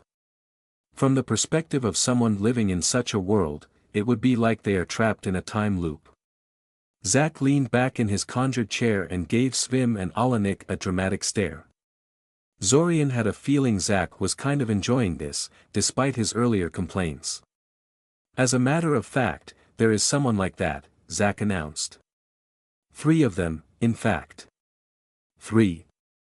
Alanik asked, raising his eyebrow. 3, Zack nodded. There was supposed to be only one, a single person aware of the repetition, a mysterious marker stamped onto his soul to make sure he retains his memories through the restarts. Zorian thinks that is me. If so, I do not remember being this chosen one. A second person found a way to retain awareness across restarts and messed with my mind, deleting many of my memories. Much later on, I decided to take on an ancient Lich head-on in battle, and he tried to blend my soul with Zorian's as punishment. That got him a curious look from both Svim and Alanik, but Zack didn't try to elaborate on that, choosing to instead finish his story. We survived, but the experience granted Zorian a functional version of my marker, granting him awareness of the time loop, Zack said. Unfortunately, it also eventually motivated the second time traveler to leave the copy world. For reasons I won't go into right now, this means nobody else can leave without cheating the system somehow. And the fake world is running out of power and will collapse in little more than 4 years. And there you have it, Zack finally concluded, erasing the 2 illusionary planets with a wave of his hand and directing a bright smile at the 2 teachers. We are all copies of the real thing, living in a looping, hyper-accelerated copy of the real world. A copy that will soon disappear, taking us all with it. Nothing you do really matters, and unless we can figure out a way to break the system, nothing we do will matter in the end either. Zorian, did I miss anything? Zorian suppressed the urge to roll his eyes. Just a million details, that's all. And did he really have to phrase things so provocatively? It would have already been hard to convince them, there was no need to make the job harder. But fine, he would play Zack's game. An Abasan invasion force is going to invade Scioria at the day of the summer festival. The cult of the World Dragon intends to release a primordial in the center of the city while the defenders are distracted. The mayor of Nyazov Dveri is a necromancer and intends to harvest all of the souls killed in the conflict in some mad scheme to resurrect his dead wife as a lich and legalize necromancy, Zorian enumerated blandly. That isn't strictly time loop related, so I was going to bring it up afterwards, Zack said dismissively. A long, uncomfortable silence descended upon the room.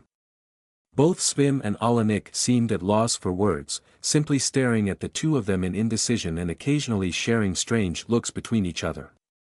Zorian imagined that was how he and Zack had looked when they first stumbled into their meeting, so this was kind of poetic punishment in his eyes. So, Zack said, clapping his hands. Any questions? Several hours and many questions later, Svim and Alanik decided they had had enough and stopped the meeting. They didn't get everything in the end, not even close, but at the very least they knew the major details surrounding the time loop mechanism and invasion of Scioria. Damn, that was exhausting, Zack told him afterwards as they wandered the city. So much for your nice, relaxing restart to calm down and plan, huh? Between this and the Veyers thing, this is turning into a pretty exhausting month. I've had worse ones, Zorian said. But yes, this was not quite what I had in mind when I told you I wanted a restart or two to unwind a bit. Do you think it will be worth it in the end, at least? Zack asked. They looked rather incredulous towards the end there. It's the invasion stuff, Zorian said. If I hadn't lived through it, I'd have trouble believing it too. It sounds almost as far-fetched as the time loop itself. I'm not worried about that, to be honest. Unlike the time loop, the stuff about Abasans, Cult of the World Dragon and Sudamir is pretty easy to confirm.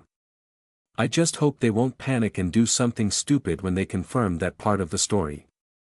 In the end, they had to meet with Svim and Alanik 2 more times in the next 4 days, giving further explanations and details to their 2 increasingly nervous teachers. Like Zorian feared, they fixated more on the invasion of the city and Sudamir's plots than on the time loop. He understood, but was kind of annoyed anyway. Another thing that was annoying was that Alanik, despite his earlier promise, didn't tell them how to stop his future iterations from getting suspicious at them. His explanation that he wanted to check things first was kind of understandable at the beginning, but now Zorian was starting to feel a little cheated. He was therefore pleasantly surprised when Alanik came to him on the 5th day of their first talk to give him the promised information. So we just have to claim we're junior members of this shady church organization of yours, and that's it? Zorian asked the man incredulously. You would have just accepted a claim like that? The Mazalian order is not shady, Alanik told him with a small glare. Sure, Alanik, sure. It's just not well known. And of course I would not just accept it. But neither would I drop everything to confirm your identity, especially if you forge a legitimate-looking letter of recommendation and give me something else to focus on. Like Sudamir, for example. If I tell you about the mansion, everything blows up soon afterwards, Zorian said, shaking his head. I'm pretty sure I already told you that. So don't tell my future self about the mansion, then, Alanik shrugged. Use some other piece of information. There is no shortage of crimes that man is guilty of. I'm sure we can work something out in the coming days. Fair enough, Zorian nodded. He took a long look at Alanik, and noticed how tired and disheveled he looked. It didn't look like he was getting a lot of sleep these days. So. Does this mean you believe us about the time loop? Alanik released a long-suffering sigh. I don't know what to believe anymore, he said. But I figure there is no harm is helping you with this. If there is no time loop, the trick will be useless to you. If there is a time loop, well, you and Zack seem to be our only hope for a decent ending to all this. At this point Amaya found them talking and gave Zorian an earful about being a poor host. He hadn't offered Alanik anything to eat or drink. Rather surprisingly, she then managed to talk Alanik into joining them for dinner. He didn't expect that. After prodding him a bit, Alanik admitted that he was so busy checking up on things he and Zack told him that he didn't have a proper meal since yesterday. Amaya was terribly smug about the whole thing. "What was that you said?" she asked with a smirk on her face. It was a rhetorical question, of course. They both knew what he had said. Something about how he was obviously not interested and how it was a pointless courtesy.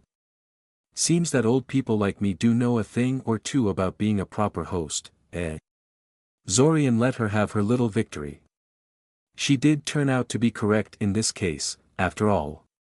In any case, Alanik was back the next day, though he didn't want to eat this time. Zorian had offered, Amaya couldn't say anything now, and instead wanted the two of them to visit Lukav about something. "Are you sure we shouldn't have taken Zack with us as well?" Zorian asked as they put some distance from Amaya's house. "I want to discuss shifters and the primordial," Alanik said.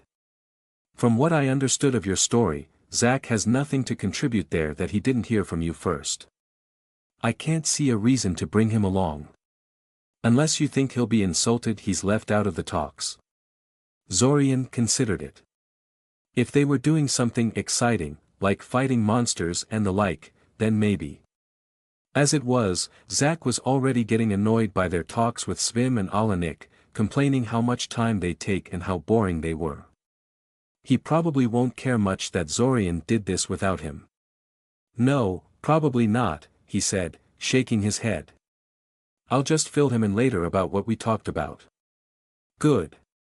Let's hurry to the edge of the city so we can teleport to Lukav's place," Alanik said. "There is no need," Zorian said with a self-satisfied smile. "Let's just find a deserted alley and I'll teleport us out straight out of the city. The teleport beacon hasn't been able to stop me for quite some time now." If Alanik was surprised by his claim, he did not show it. Zorian supposed it was a minor thing after the revelations in the past few days. They found a sufficiently isolated place and soon arrived not far from Lukav's house, just outside the village he lived in. He spoke with Alanik while they walked, the warrior priest telling him about some of the theories he had thought up over the past few days. Most of them centered on the release of the primordial from its prison dimension. "So you think this whole time loop was created to stop the release of this thing?" Zorian said. "I can see where you're coming from.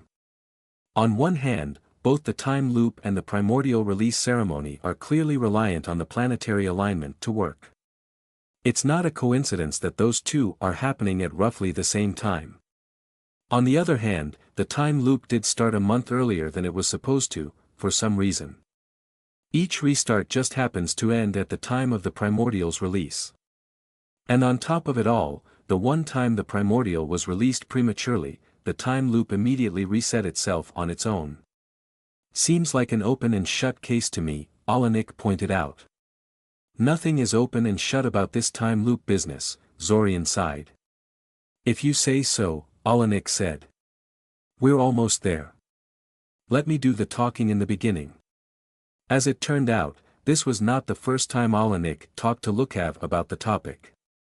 He had already told his friend about some of the things he found out from Zorian, specifically, the part where a group was trying to sacrifice shifter children in order to set a primordial loose into the world, and asked for his advice on tracking down the sacrifices before the ritual takes place.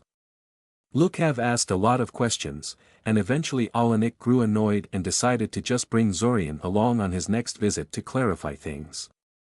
Not that Zorian could truly help Lukav understand the issue, since he didn't truly understand it himself. Primordial essence was almost as big of a mystery to him as it was to Lukav. "I don't understand why they're killing all these children," Lukav complained. "If the primordial essence is just a key to access the prison dimension, you'd think they needed only a drop of essence to work the magic. They could just I don't know, bleed them a little. A bridge, not a key, Zorian said. Not that he truly understood what the difference was, but Sudamir had phrased it like that, so it was probably important.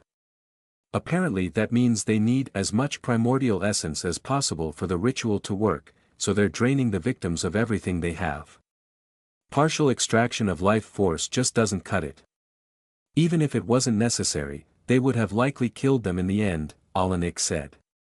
You don't set up a ritual like that and then leave witnesses afterwards. In the end, Alanik didn't get what he wanted out of the meeting. He was trying to find a way to track down the sacrifices before the ritual began, as well as a way to locate the exact position of the anchor point of the primordial prison, something more accurate than Zorian's, inside the hole, somewhere. Unfortunately, the only advice Lukav could give him in the end was to try and contact the local shifter tribes for help.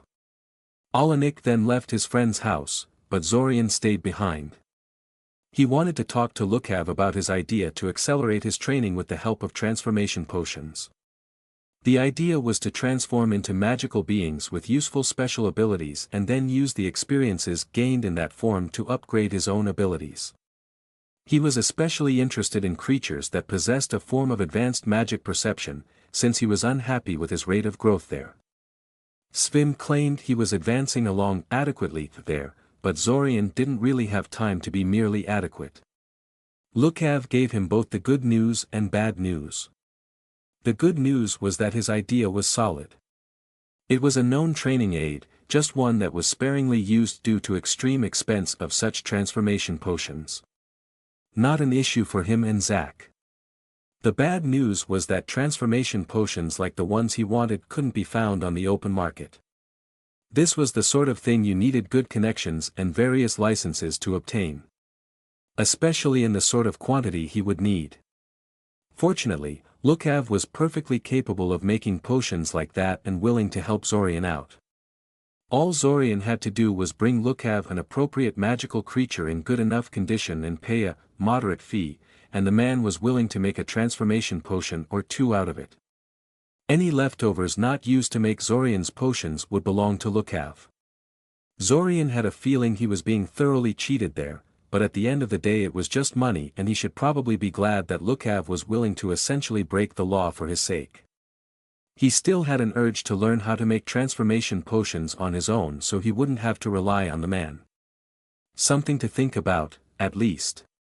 He made a note in the list of ideas he was making in his free time and moved on.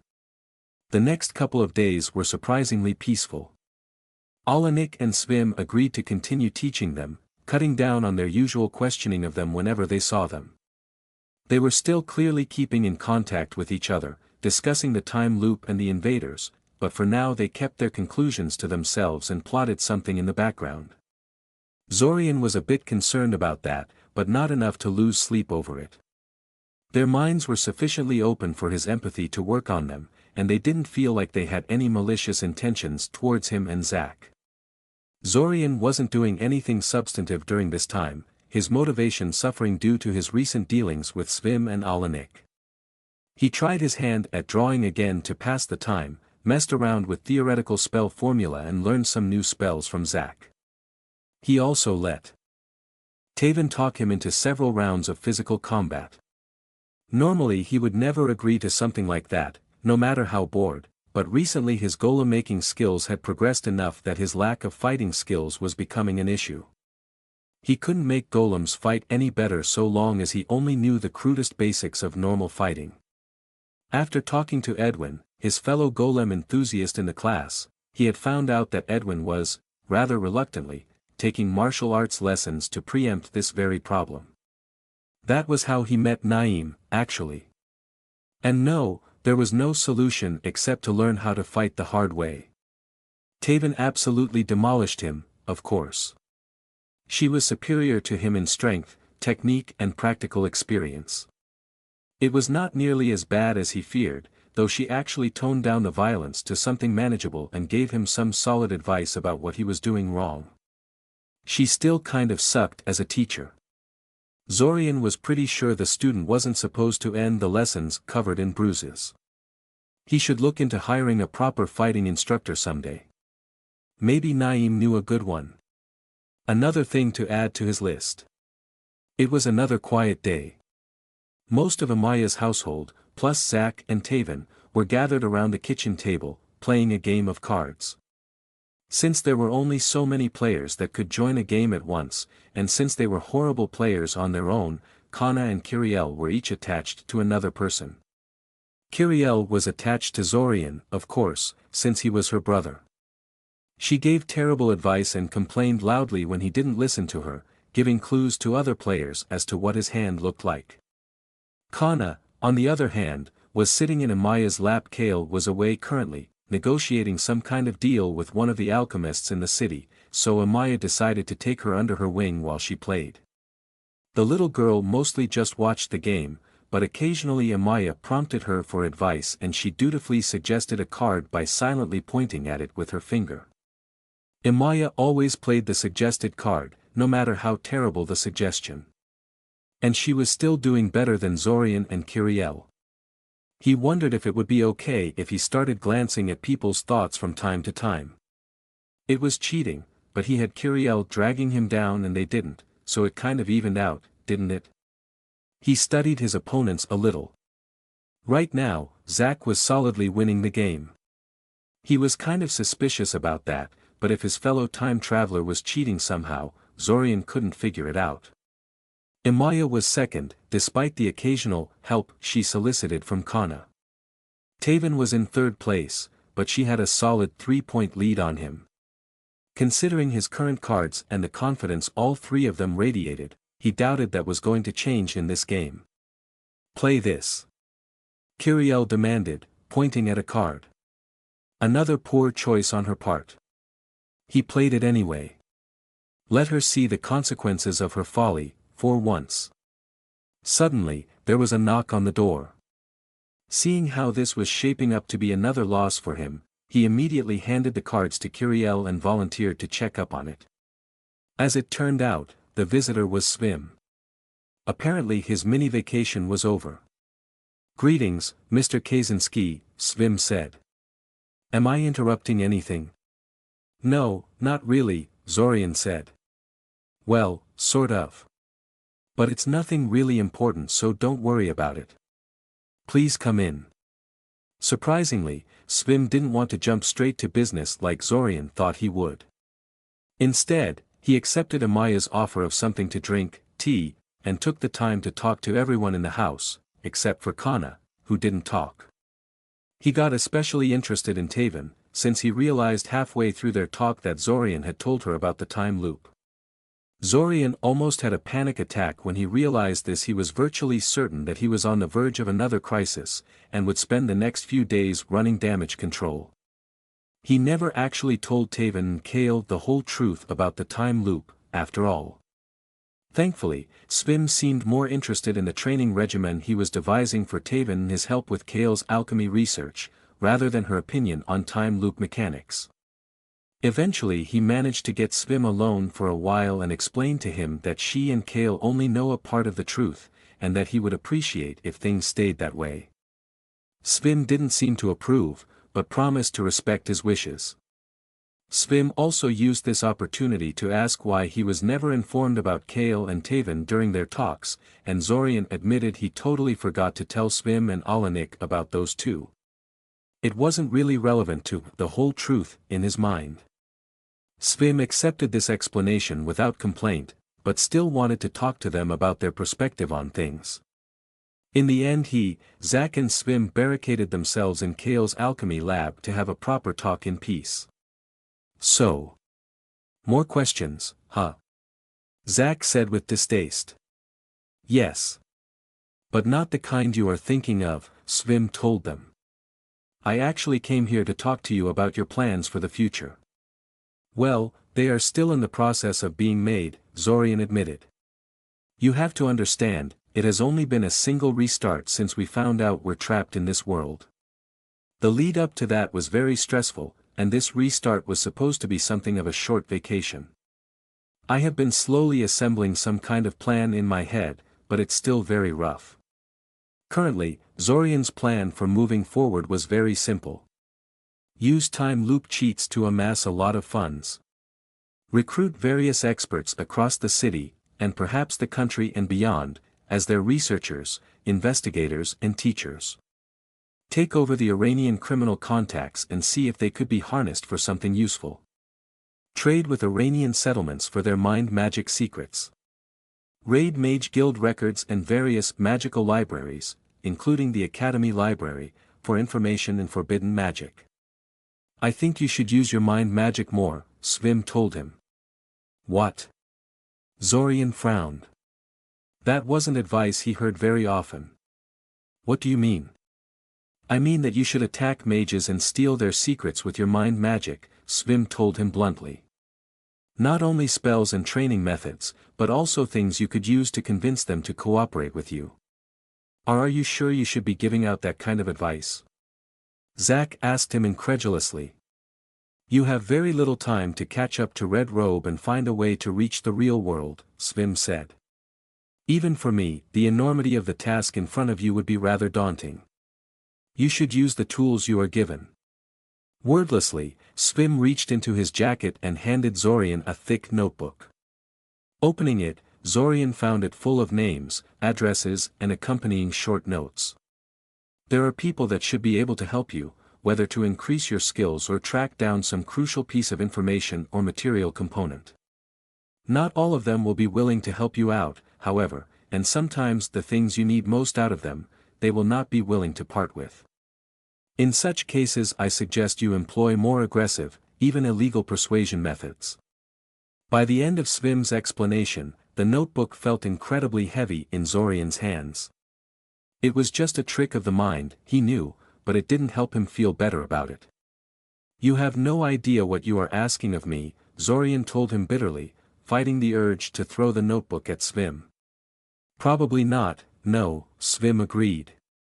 I was never in your kind of situation in my entire life, and I have serious doubts I would have risen to the challenge if I was.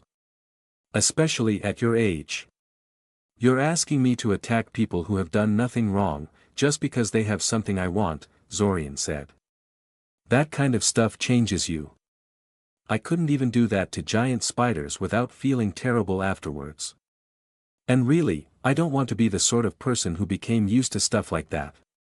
Then feel free to ignore my advice, Svim said. I'm only giving you advice, I have no power over you.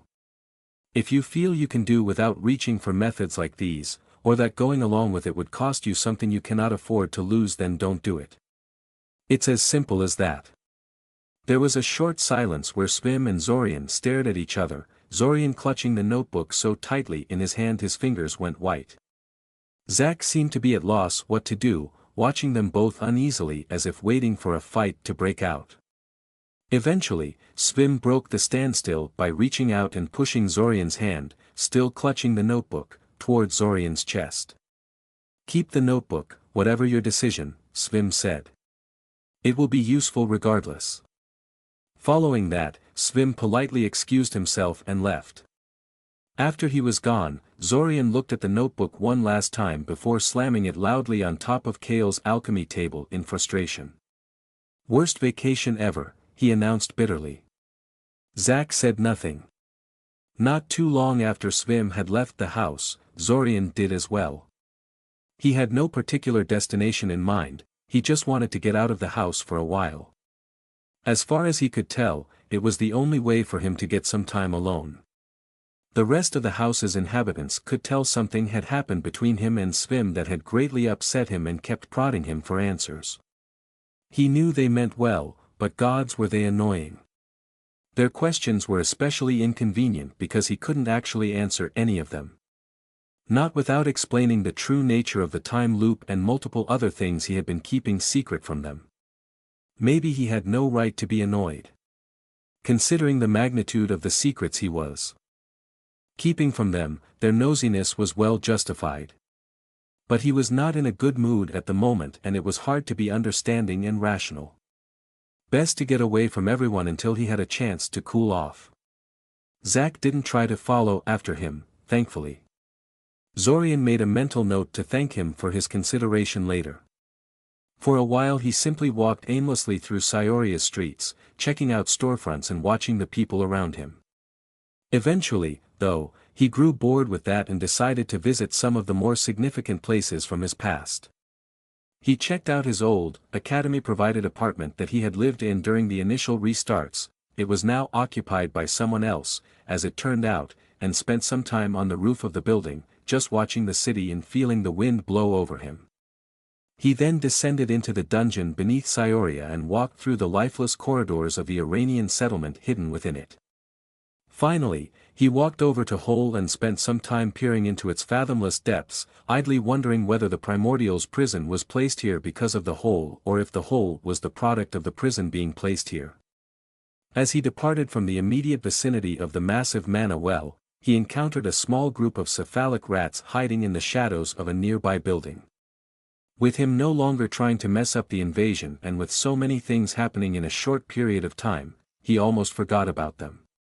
He was pretty sure his mind magic had long since surpassed the swarm's ability to hurt him, so they didn't frighten him the way they once had. On a whim, he extended a telepathic probe into one of the rats, trying to start a conversation with the collective mind of the swarm. Maybe he could bribe or blackmail it into switching sides. Or at least get it to gather information for him as well as for the invaders. It would hardly be the first time a spy worked from multiple sides. Connecting to the collective was easy. Trivial, even. Due to the way the swarm mind worked, it couldn't really use mental shields the way he was using them. Instead, it relied on redundancy of individual rat minds and the sheer psychic might of its combined self when faced with hostile mind mages. Talking to the collective, on the other hand, was proving to be as difficult as he had feared it would be.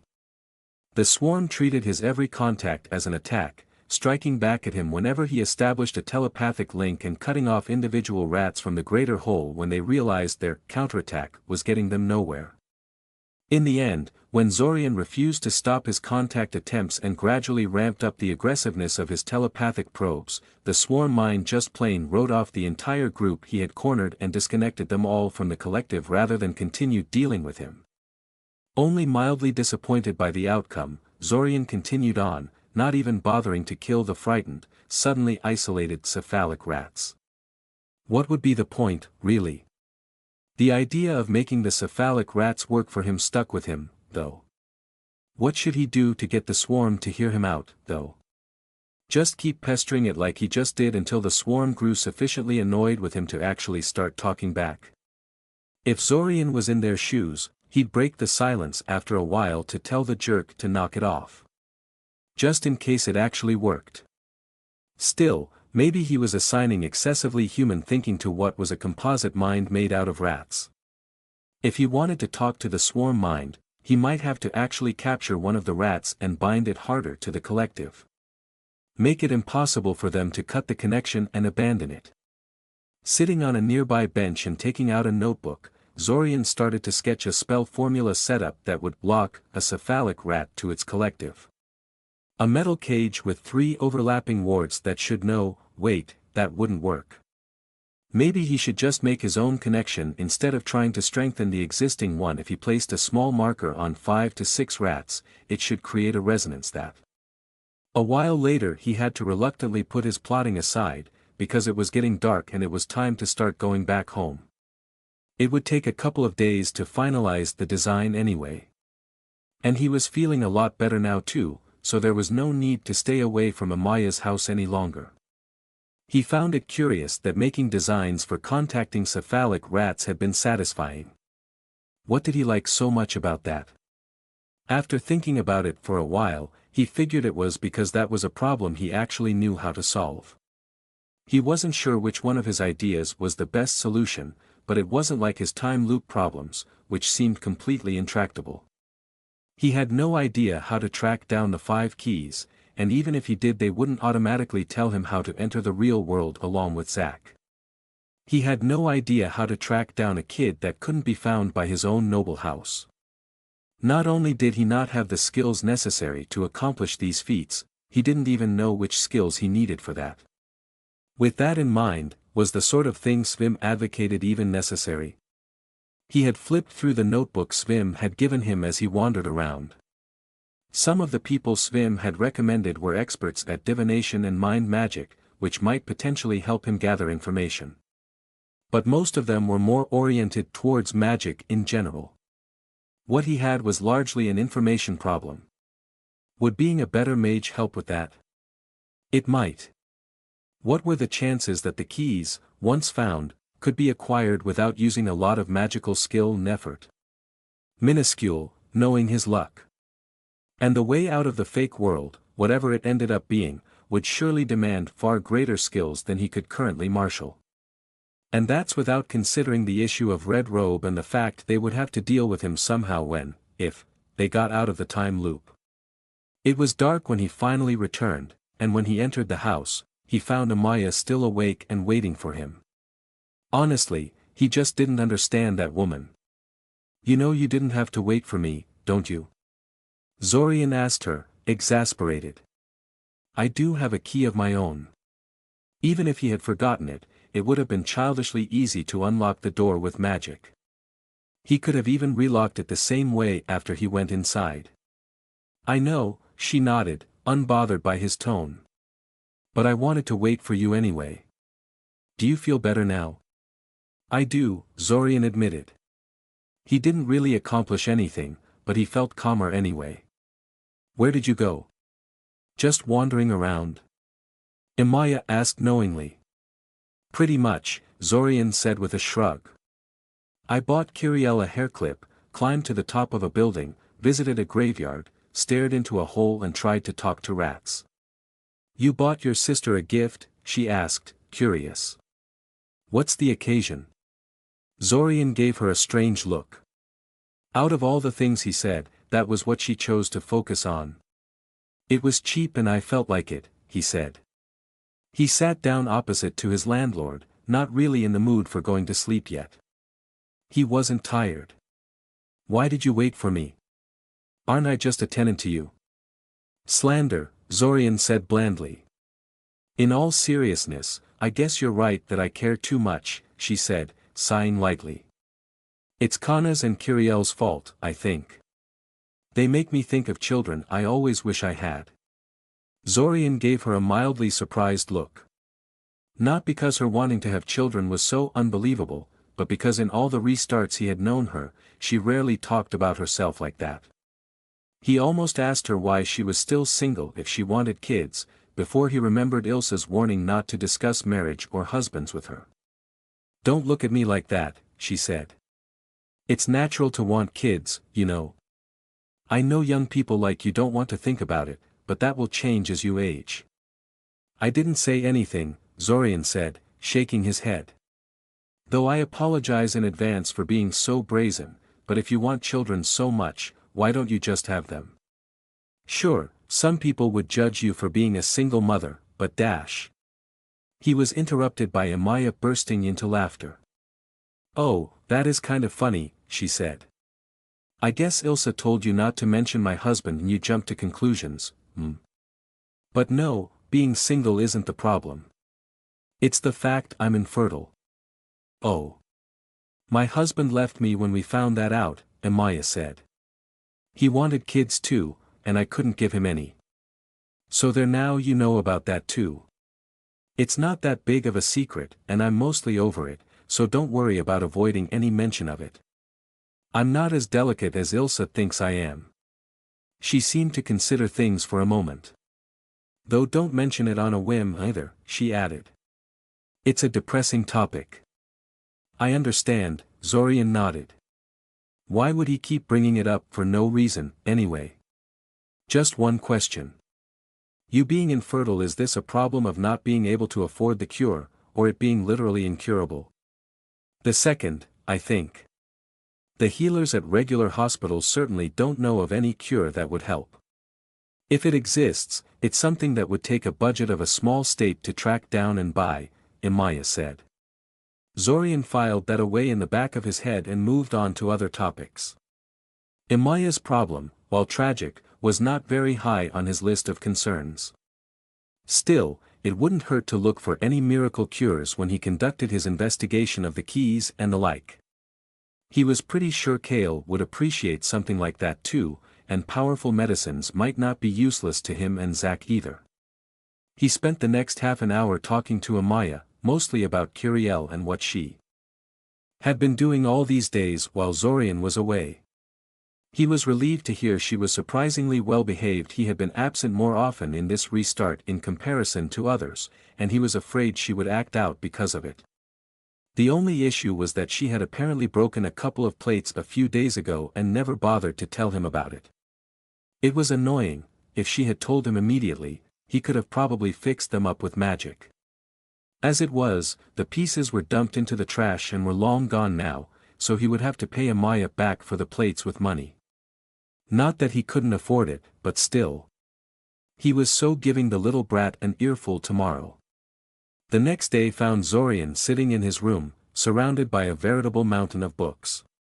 Some of the books were mundane, borrowed from the library or bought from the stores. Others were brought over from the book cache held in the Iranian treasury, or stolen from the private collections of the cultists working with the invaders. He was looking for something, anything, that might allow him to grow fast enough without resorting to Svim's idea of advancement. Unfortunately, he had found little so far.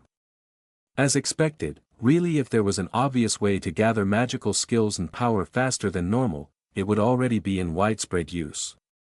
He was actually rather glad when the door opened and Zack walked inside, since it gave him the excuse to take a break from his self-appointed task. He was kind of amused to see Zack flipping through a book of his own, though. It wasn't often that Zack decided to read a book, especially one as thick as what he was currently holding. Something interesting? Zorian asked him curiously. Not really, no, Zack replied. It's a medical textbook. Kale gave it to me. He has been bothering me for a couple of days now, saying that the time loop is absolutely perfect for medical research and begging me to invest more of my time in practicing my medical magic. Apparently someone told him that I am good at medical magic. He gave Zorian a small glare while saying the last part. It had no effect on Zorian. He had no reason to keep that a secret from Kale, and he was pretty sure Zack could have made Kale back off easily enough if he really tried. Instead he decided to change the subject and get to the probable point of this visit.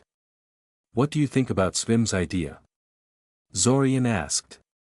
Zack visibly scowled, throwing his book on top of a nearby book stack before replying. It makes me uncomfortable, he said. Extremely uncomfortable. That's the kind of stuff Red Robe did to me, didn't he? But that doesn't mean you shouldn't do it. I'm pretty biased here, but I can see Svim's reasoning. If you feel you have to do this, I won't try and stop you.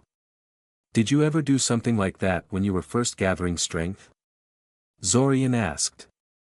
Not like this, Zack said, shaking his head. I didn't like mind magic much, even back then. But I did attack people and looked through their private libraries and spell collections. I usually had a good reason to attack these people, though. Maybe you can do the same. Limit yourself to people you can justify attacking. That's kind of what I'm already doing, Zorian said. Maybe not as aggressively as I could be, but only because I lack the time to truly dedicate myself to it. Svim's whole point is that this wasn't going to be enough. That I need to take what I need, regardless of how justified the target is. Zack hummed thoughtfully, thinking about that for a couple of seconds. Zorian waited patiently, curious about what his response would be. You know, most of my magic doesn't come from raiding other people's secrets, Zack finally said. The majority of it I accumulated by simply paying, begging and annoying various experts into teaching me. Granted, some of it is only possible because I'm the last of the Novitas.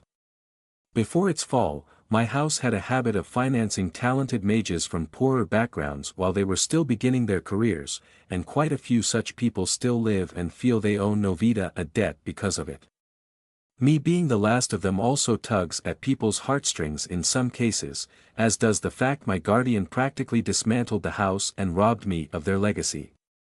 Plus, some of them wish for fame that comes from teaching the last Novita, or hope to profit from ingratiating themselves to me, gambling on me restoring the house to glory and paying them back afterwards. Between my money, family legacy, and fame, it usually isn't too difficult to talk people into teaching me. Maybe we can leverage that to get some of these people to cooperate willingly? That is an interesting idea, Zorian said after a short pause. I'm not sure how effective it would really be, but it's worth a try. In fact, it kind of reminds me of the fact I do have some small amount of reflected fame myself, courtesy of my older brother. It might be a good idea to see if I can get something with that. That didn't work too well for me in the past, but back then I clearly wasn't a magical prodigy like Daimen. Now, I can effectively pass myself off as a second coming of Daimen by demonstrating some of the magical proficiency I picked up in the time loop. Zack gave him a surprised look. Yeah, I know, Zorian said unhappily. It kind of rankles to rely on Daimen like that, but desperate times call for desperate measures. What about black rooms? Zack asked after a while. Couldn't we get extra time using them?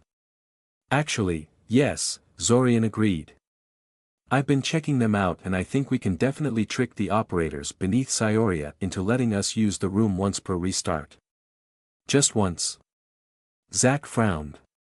Black rooms are really mana intensive, Zorian said. The facility beneath Cyoria can activate their black rooms twice a month, but the first activation is really inconveniently timed for our purposes. It happens right at the beginning of the restart. There is no way we can make use of it then, unless we stage an all-out assault on the facility as the very first thing in the restart. And even if that succeeds, that would surely cause the facility to shut down and postpone the second planned activation, so it wouldn't actually gain us anything. Ugh, Zack mumbled unhappily. But that still means we can essentially double our time, doesn't it? A single activation gives us an entire month for the cost of a day. In a way, that's true, said Zorian.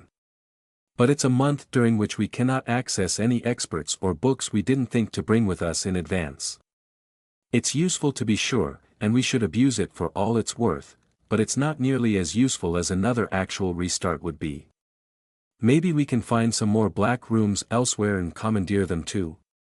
Zack offered. It doesn't hurt to look for them, Zorian agreed. In any case, we won't be able to use the chamber beneath Cyoria in this restart. We already missed the activation day, unfortunately. But starting in the next restart, we should plan to take advantage of it every single time to maximize training time. Yeah, Zack agreed. Though I can't help but think those will be some very boring months spent in there. Probably, Zorian agreed. Especially for Zack, since he didn't look like the sort of person who handled being cooped in a small room for weeks very well. We'll see how it goes in the next restart and adjust the plan from there. If it doesn't work, we'll scrap the idea. I know what you're thinking. I'm not that impatient, Zack huffed. I'm not going to throw away a golden opportunity like that just because I'm a little bored.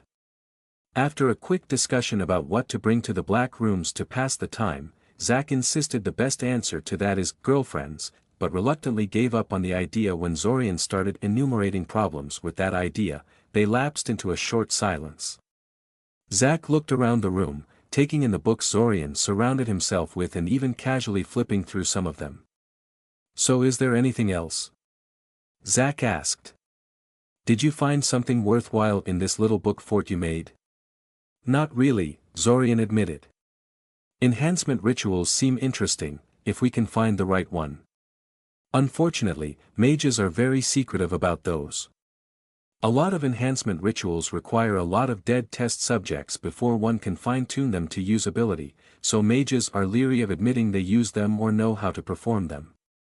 I think someone high up in the cult of the World Dragon is very good at those, though, so we might have something there if we can track that person down.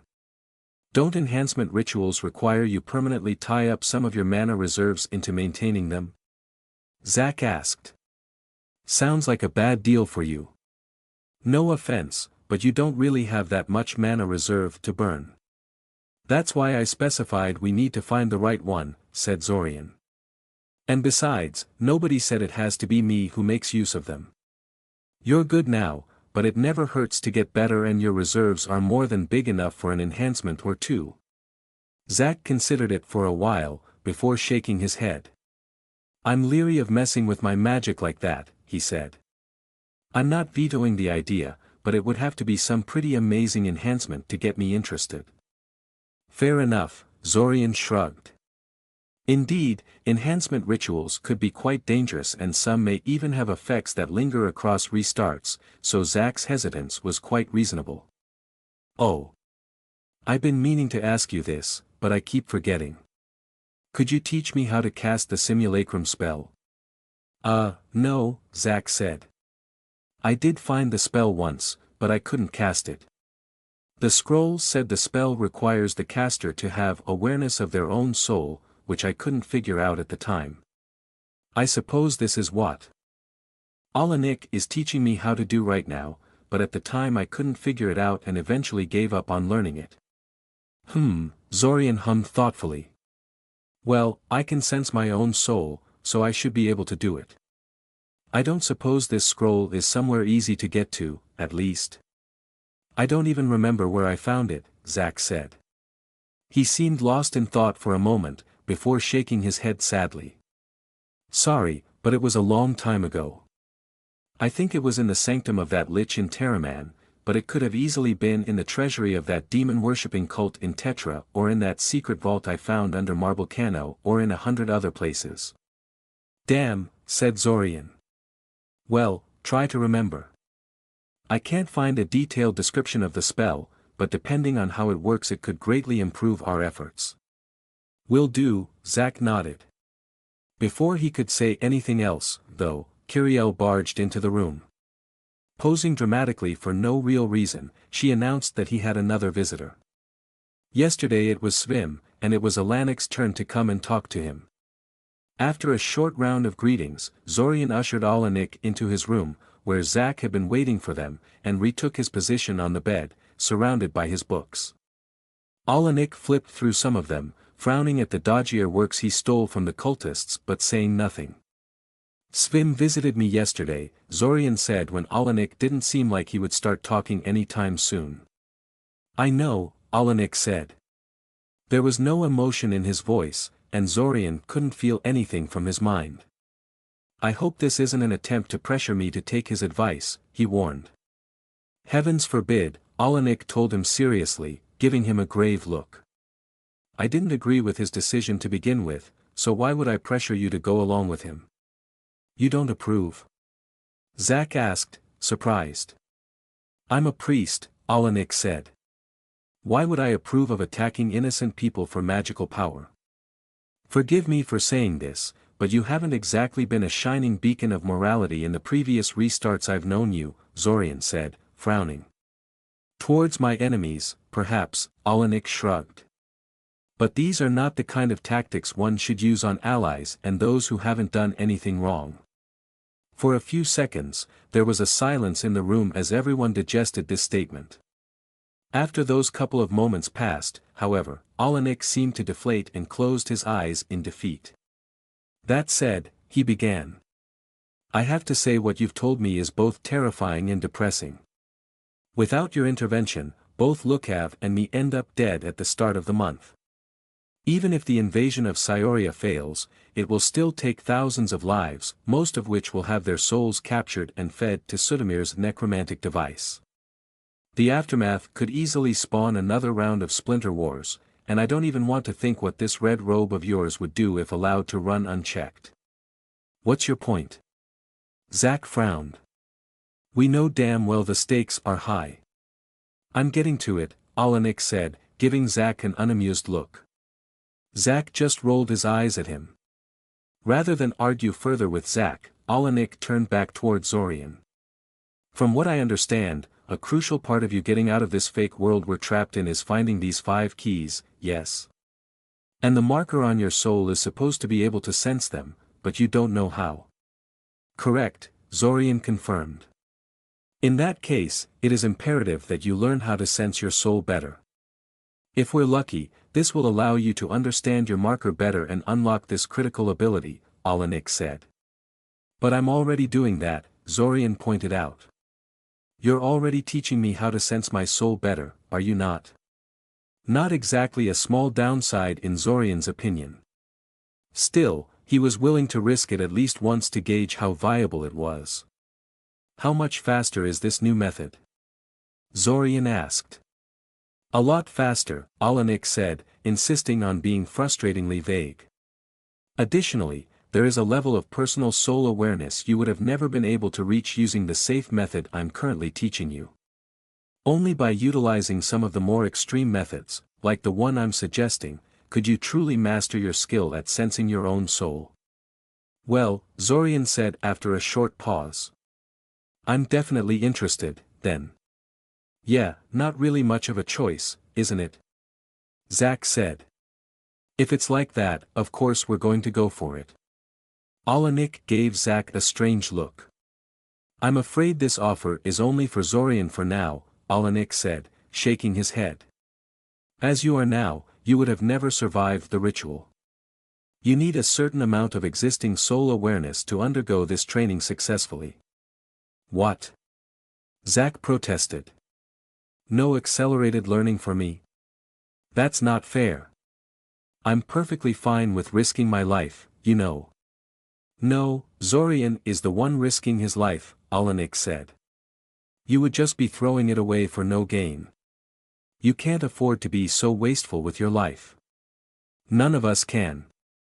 One giant argument, and some shouting. Later, Zack grudgingly accepted that Alanik wasn't going to let him go through the life-threatening training along with Zorian. Zack would still accompany them to the training site, but he would simply continue on with his current lessons rather than what Zorian was getting. Strangely, Zorian found himself actually enthusiastic at the prospect of this life-threatening training. In all honesty, soul awareness training was some of the most boring magic training he had the displeasure to experience, and he would gladly take the chance Alanik was offering. He could understand Zack's frustration perfectly. He just hoped Alanik's faith in his ability wasn't misplaced. At the very least, he was sure Zack would never let him forget it if he actually ended up dying because of a measly training exercise. 2 days later, Alanik led two of them to a completely new place, even to Zorian. It wasn't inside the temple Alanik lived in, or any other place he had brought Zorian over to in the previous restarts. It was a literal hole in the ground in the middle of nowhere, well, in the middle of the poorly visited forest in any case, which opened to a dark, dusty staircase. Light-suppressing wards were etched into the walls of the staircase, making both magical and mundane illumination impossible. They had to use their mana to sense their environment, slowly descending down the rough, uneven stairs while cursing whomever built the place. Probably Alanik, if the surety with which he moved inside was of any indication. If he didn't build the place, he was certainly very familiar with it. In any case, once they finally reached the bottom, they arrived inside a spacious, perfectly square room. This one wasn't magically darkened, but Alanik forbade them from casting any lighting spells, insisting they use torches instead, so it ended up being pretty damn dark anyway. It's a ritual room, Alanik said. And the ritual I'm about to do is disastrous if done wrong. Any magic not related to the ritual could warp it in undesirable ways. Magical lighting should be safe, but it's best not to risk it. This whole setup is sinister as hell, Zack complained. If Zorian didn't vouch for you, I'd probably be attacking you by now. Alanik said nothing, instead focusing on lighting all the torches around the room with smooth, practiced motions. As the dim light of the scattered torches filled the room, it became obvious that there was a complex spell formula etched into the floor, arranged into several concentric circles. So can you explain now what this ritual is all about? Zorian asked, staring at the spell formula in an attempt to understand what it did. The outermost circle was simply a classical mana barrier that sought to isolate the inside of the circle from ambient mana, a common addition to ritual setups in order to minimize the interference of outside forces upon the magic being done. The innermost circle, on the other hand, seemed to be some kind of anchor, preventing the contents from going, what? The point of the exercise is for you to die for a time, Alanik said, turning towards him. All the torches had been lit by this point. Zorian looked at the inner circle again. That was supposed to anchor his soul, wasn't it? Prevent it from simply moving on. More specifically, Alanik continued, I will eject your soul from your body while allowing you to retain awareness of yourself. By becoming a pure soul with no body to distract you, you gain unparalleled awareness of your soul and how it works. Partially because there is no body to distract you from concentrating on your soul, and partially because pulling a soul out of the body makes its structure and quirks less muddled and easier to study. See, what did I tell you? Zack whispered to him. He is trying to kill you. Pay up. We never put any stakes on the bet, Zorian whispered back. And you're right, only on a technicality. The point of the exercise is for me to return back to life in the end. I think. If you won't take this with utmost seriousness, I'm stopping this right now. Alanik said angrily. Zack quickly mimicked shutting up and Zorian schooled his features into a properly severe expression. Alanik stared at them for a few seconds to make sure they were properly contrite and then continued on. The longer you remain outside the body, the more time you have to hone your skills and the clearer your soul will become to you, Alanik said. But the longer you stay outside the body, the more tenuous the link that tethers your soul to your body will become. It is a fine balancing act, and the price of being incautious and guessing it wrong is death. Alanik paused for a second. There is still time for you to back out, he finally said. What, seriously? Like he would back out? Now. I'm willing to risk it, Zorian said, shaking his head. What do I need to do? Go sit in the center of the ritual diagram, Alanik instructed. Before we do this, we must make preparations. Several spells have to be cast on you. One is a spell that will tether your soul to your body, but not pull you back in unless you will it. Another is a spell that will make a sort of magical brain for your soul to think with, allowing you to retain awareness as a soul without a body. If any of them is done wrong, you will just die. For the next 15 minutes, Alanik kept explaining the mechanics of the ritual to Zorian, and even quizzed him several times to make sure he was paying attention. It was a bit tiresome, but he supposed that for something this dangerous it paid to be overcautious. Alanik felt that he should be able to handle the ritual, but stressed that there were no certainties when it came to things like this. A procedure like this was never really safe. One thing was interesting, though.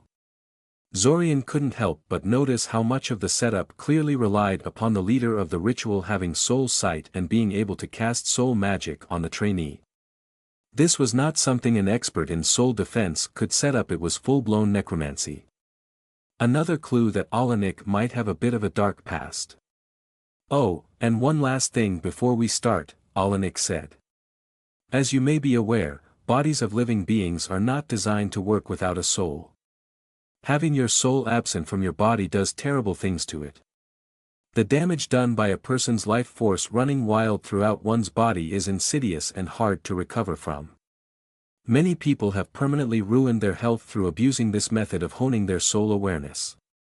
Due to the way the time loop resets your body, you should be immune to this long-term damage. However, this will do nothing to shield you from the immediate aftermath of separating your soul from your body for a while. Even if everything goes flawlessly, you will wake up feeling incredibly sick and in terrible pain. I see, said Zorian. I'm telling you this so you don't freak out and hurt yourself, Alanik continued. It would be best if you don't try to talk or move after waking up. Just endure the pain and the sickness for a while and wait for your body to re-establish equilibrium. Zorian nodded, already dreading the experience. Ready? No. Yes, he said, sounding more certain than he actually felt. There was no warning. With a sudden movement, Alanik clasped his hand around the top of Zorian's head and pulled.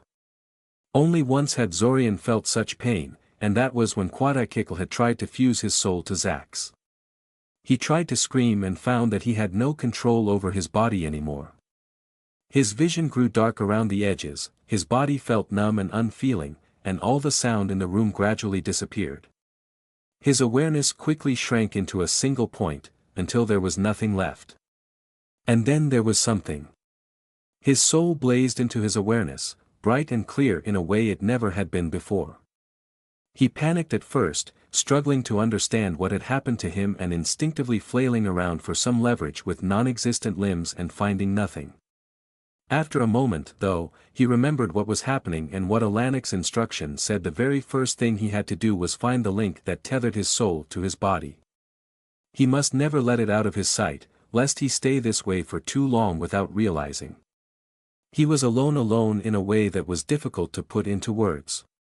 He could sense his soul, but everything outside the outer boundary of his soul was an empty, silent, featureless void. It was absolutely terrifying, and he felt a powerful urge to return to his body immediately. But he didn't. Gradually he calmed down and got to work.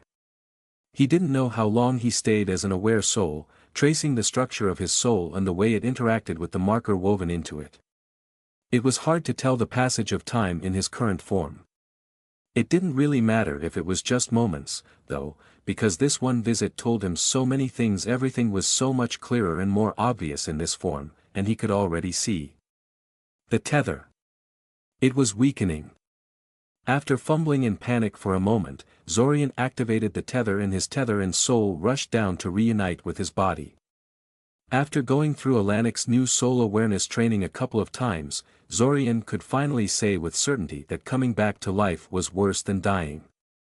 Having Alanik rip his soul out of his body hurt like hell, but only for a moment. The pain and the sick feeling from returning to life lasted for hours, only slowly fading away.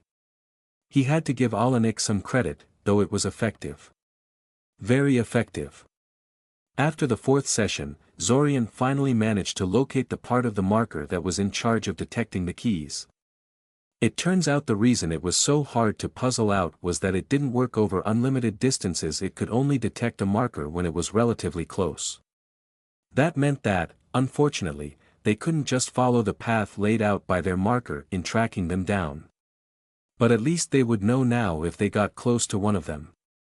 None of the keys were around Scioria. He had checked just to be sure, since he would have felt like an idiot if it turned out there was a key just under his nose and he had never bothered to check. Aside from that, he also identified a marker function that would tell him exactly how many restarts they had left until the collapse. They already knew that by now, courtesy of the Guardian, but it was nice to have a way to check that information at a whim. In other news, Zack was kind of jealous about Zorian's increased soul awareness and corresponding marker control. He was working extra hard on his basic training and was not at all discouraged from following in Zorian's footsteps once Alanik pronounced him as ready, despite Zorian describing to him in loving detail how horrible the procedure felt. Zorian refrained from noting that Zack had only just started his basic training in soul awareness, and that it would take multiple restarts before he reached the level Alanik wanted him to be at. In any case, the restart was nearing its end, so preparations had to be made. Kale once again brought him his research notebooks to be carried over into the next restart, and Zorian also updated his own notes, as well as the outcome of Kiriel's and Taven's training regimen for the restart. And this time, there were new additions to his collection. Both Svim and Alanik brought him their own notebooks to transfer into the next restart. Well, Svim actually brought more than one. I must admit you've outmatched me with your ingenuity in this regard, Svim told him. I would have never thought to just bring over entire notebooks by storing them in my mind. I trust there is no issue with giving me the same deal that you gave your friend, yes? It's fine, Zorian said. Since he no longer carried the Matriarch's memory packet, he had plenty of free space for more notebooks. He looked at Alanik standing beside his mentor. What about you? Are you sure you only want to transfer this one little notebook? It's all I need, Alanik said, shaking his head. Unlike Svim and Kale, I don't intend to use the time loop to conduct some kind of research. I just need facts and names, so that I waste less of your time the next time you tell me about the time loop. I guess we shouldn't give this to you if we don't plan to tell you about the time loop in that restart, then, Zorian mused. Obviously, Alanik agreed. But if you want to undergo the same training you just did, you're going to have to tell me about it or else I'd never agree to it. I already guessed that, Zorian said. Well, if that's all, then this is it. This is probably the last time we will speak to each other before time resets itself. Svim and Alanik shared an uneasy look between each other. Actually, there is something else, Alanik said. Me and Svim plan to lead a combat group into the hole during the invasion in order to disrupt the so-called summoning. Well, I'm not going to stop you, Zorian said, confused at where this was going. I know, Alanik said, giving him a look implying that he was being stupid. I want you to come with us. If we can fight our way through to the ritual site, we can identify the mages in charge of the summoning and you can then interrogate them in future restarts. There is also a high chance that leaders of the local cult of the World Dragon will be there too. All in all, this is definitely information you should be interested in. I am, Zorian confirmed. And yes, what you say makes sense. I guess I just wasn't thinking of the implications of what you were planning. I guess I'm just so used to failing against the invaders when trying to fight them directly that I just unconsciously discounted the chance you might succeed. You know you're going to have to fight Quatakikl if you want to reach the ritual site, right? We know, Svim said. He might be old and mighty, but he's still just one mage. Well, one mage commanding a whole army of monsters and underlings, Zorian noted. But fine, we'll give it a shot. Good, Alanik said. Do you think Zack will also come? Are you kidding me? He'd never forgive us if we excluded him out of a good fight like that, Zorian said. Just tell me where the meeting point is and we'll be there. When Alanik told him he and Svim would come at the head of a combat group, Zorian had assumed they meant 20 or so mages as the main combat force and maybe twice that many riflemen to serve as support. Instead, when he and Zack came to the meeting point they found almost 100 men, all of them mages. Some of them were indeed carrying rifles, but Alanik explained that they were mages carrying firearms rather than regular soldiers. Svim and Alanik clearly took their warnings about the invaders and Quatakikl very seriously, which was a good sign. In any case, Alanik, who was the overall commander of the group, with Svim being content to follow the man's lead, decided not to waste their strength by fighting through the city to reach the hole. Instead, the entire group hid themselves near their destination and waited for the invasion to begin. The point of this operation is to catch the leaders of the attack red-handed, Alanik explained when one of the mages asked why they weren't attacking the summoners immediately. We must wait for the attack to begin and gather steam, or else they might decide not to stick around the ritual site. Svim and Alanik had clearly been talking to the defenders of the city, making preparations, because when the fighting started, it immediately turned fierce around the hole. Defenders focused much of their efforts into fighting the invaders there, and the invaders reacted to this by concentrating their forces around the hole even more. We'll wait for the city defenders to soften the invaders up a little before making our move, Alanik announced, dispassionately watching the carnage. Zorian was watching it too, scanning the crowd from any sign of Quatakikl. The ancient Lich was prone to teleporting often when he fought for real, which made it a chore to keep tabs on him, even from this distance. Every time I lose sight of him I keep expecting him to suddenly appear behind me and blast me in the back, Zorian admitted to Zack quietly. Idly, Zorian began to do the same thing he often did these days to calm his nerves. He checked up on the key detection mechanism in his marker. He never got a valid response from it, of course, but it reminded him that he had actually succeeded in something recently, and that usually helped his mood. Except he actually did feel something now. Excited, he focused on what the marker was telling him and... What? Zack asked worriedly. I found Quatakikl, Zorian said bitterly, pointing at a spot to the left of them. The Lich was just standing next to a building, placidly watching the battle unfold without bothering to intervene. Oh, Zack said, quickly noticing the Lich now that he knew where to look. What the hell is he doing just standing by the sidelines like that? I don't know, Zorian said. I don't really care at the moment to be honest. I found one of the keys. Oh. Zack said, his mood rising. You know that crown Quatakikl is always wearing, Zorian asked. Zack looked at him blankly for a moment before his face twisted in a grimace. Oh, you've got to be kidding me, Zack complained. But unfortunately, Zorian wasn't kidding. According to his marker, Quadikikl was wearing the crown of the Icosian emperors, one of the 5 keys they needed to assemble to leave the time loop. This restart just keeps getting better and better, Zorian sighed.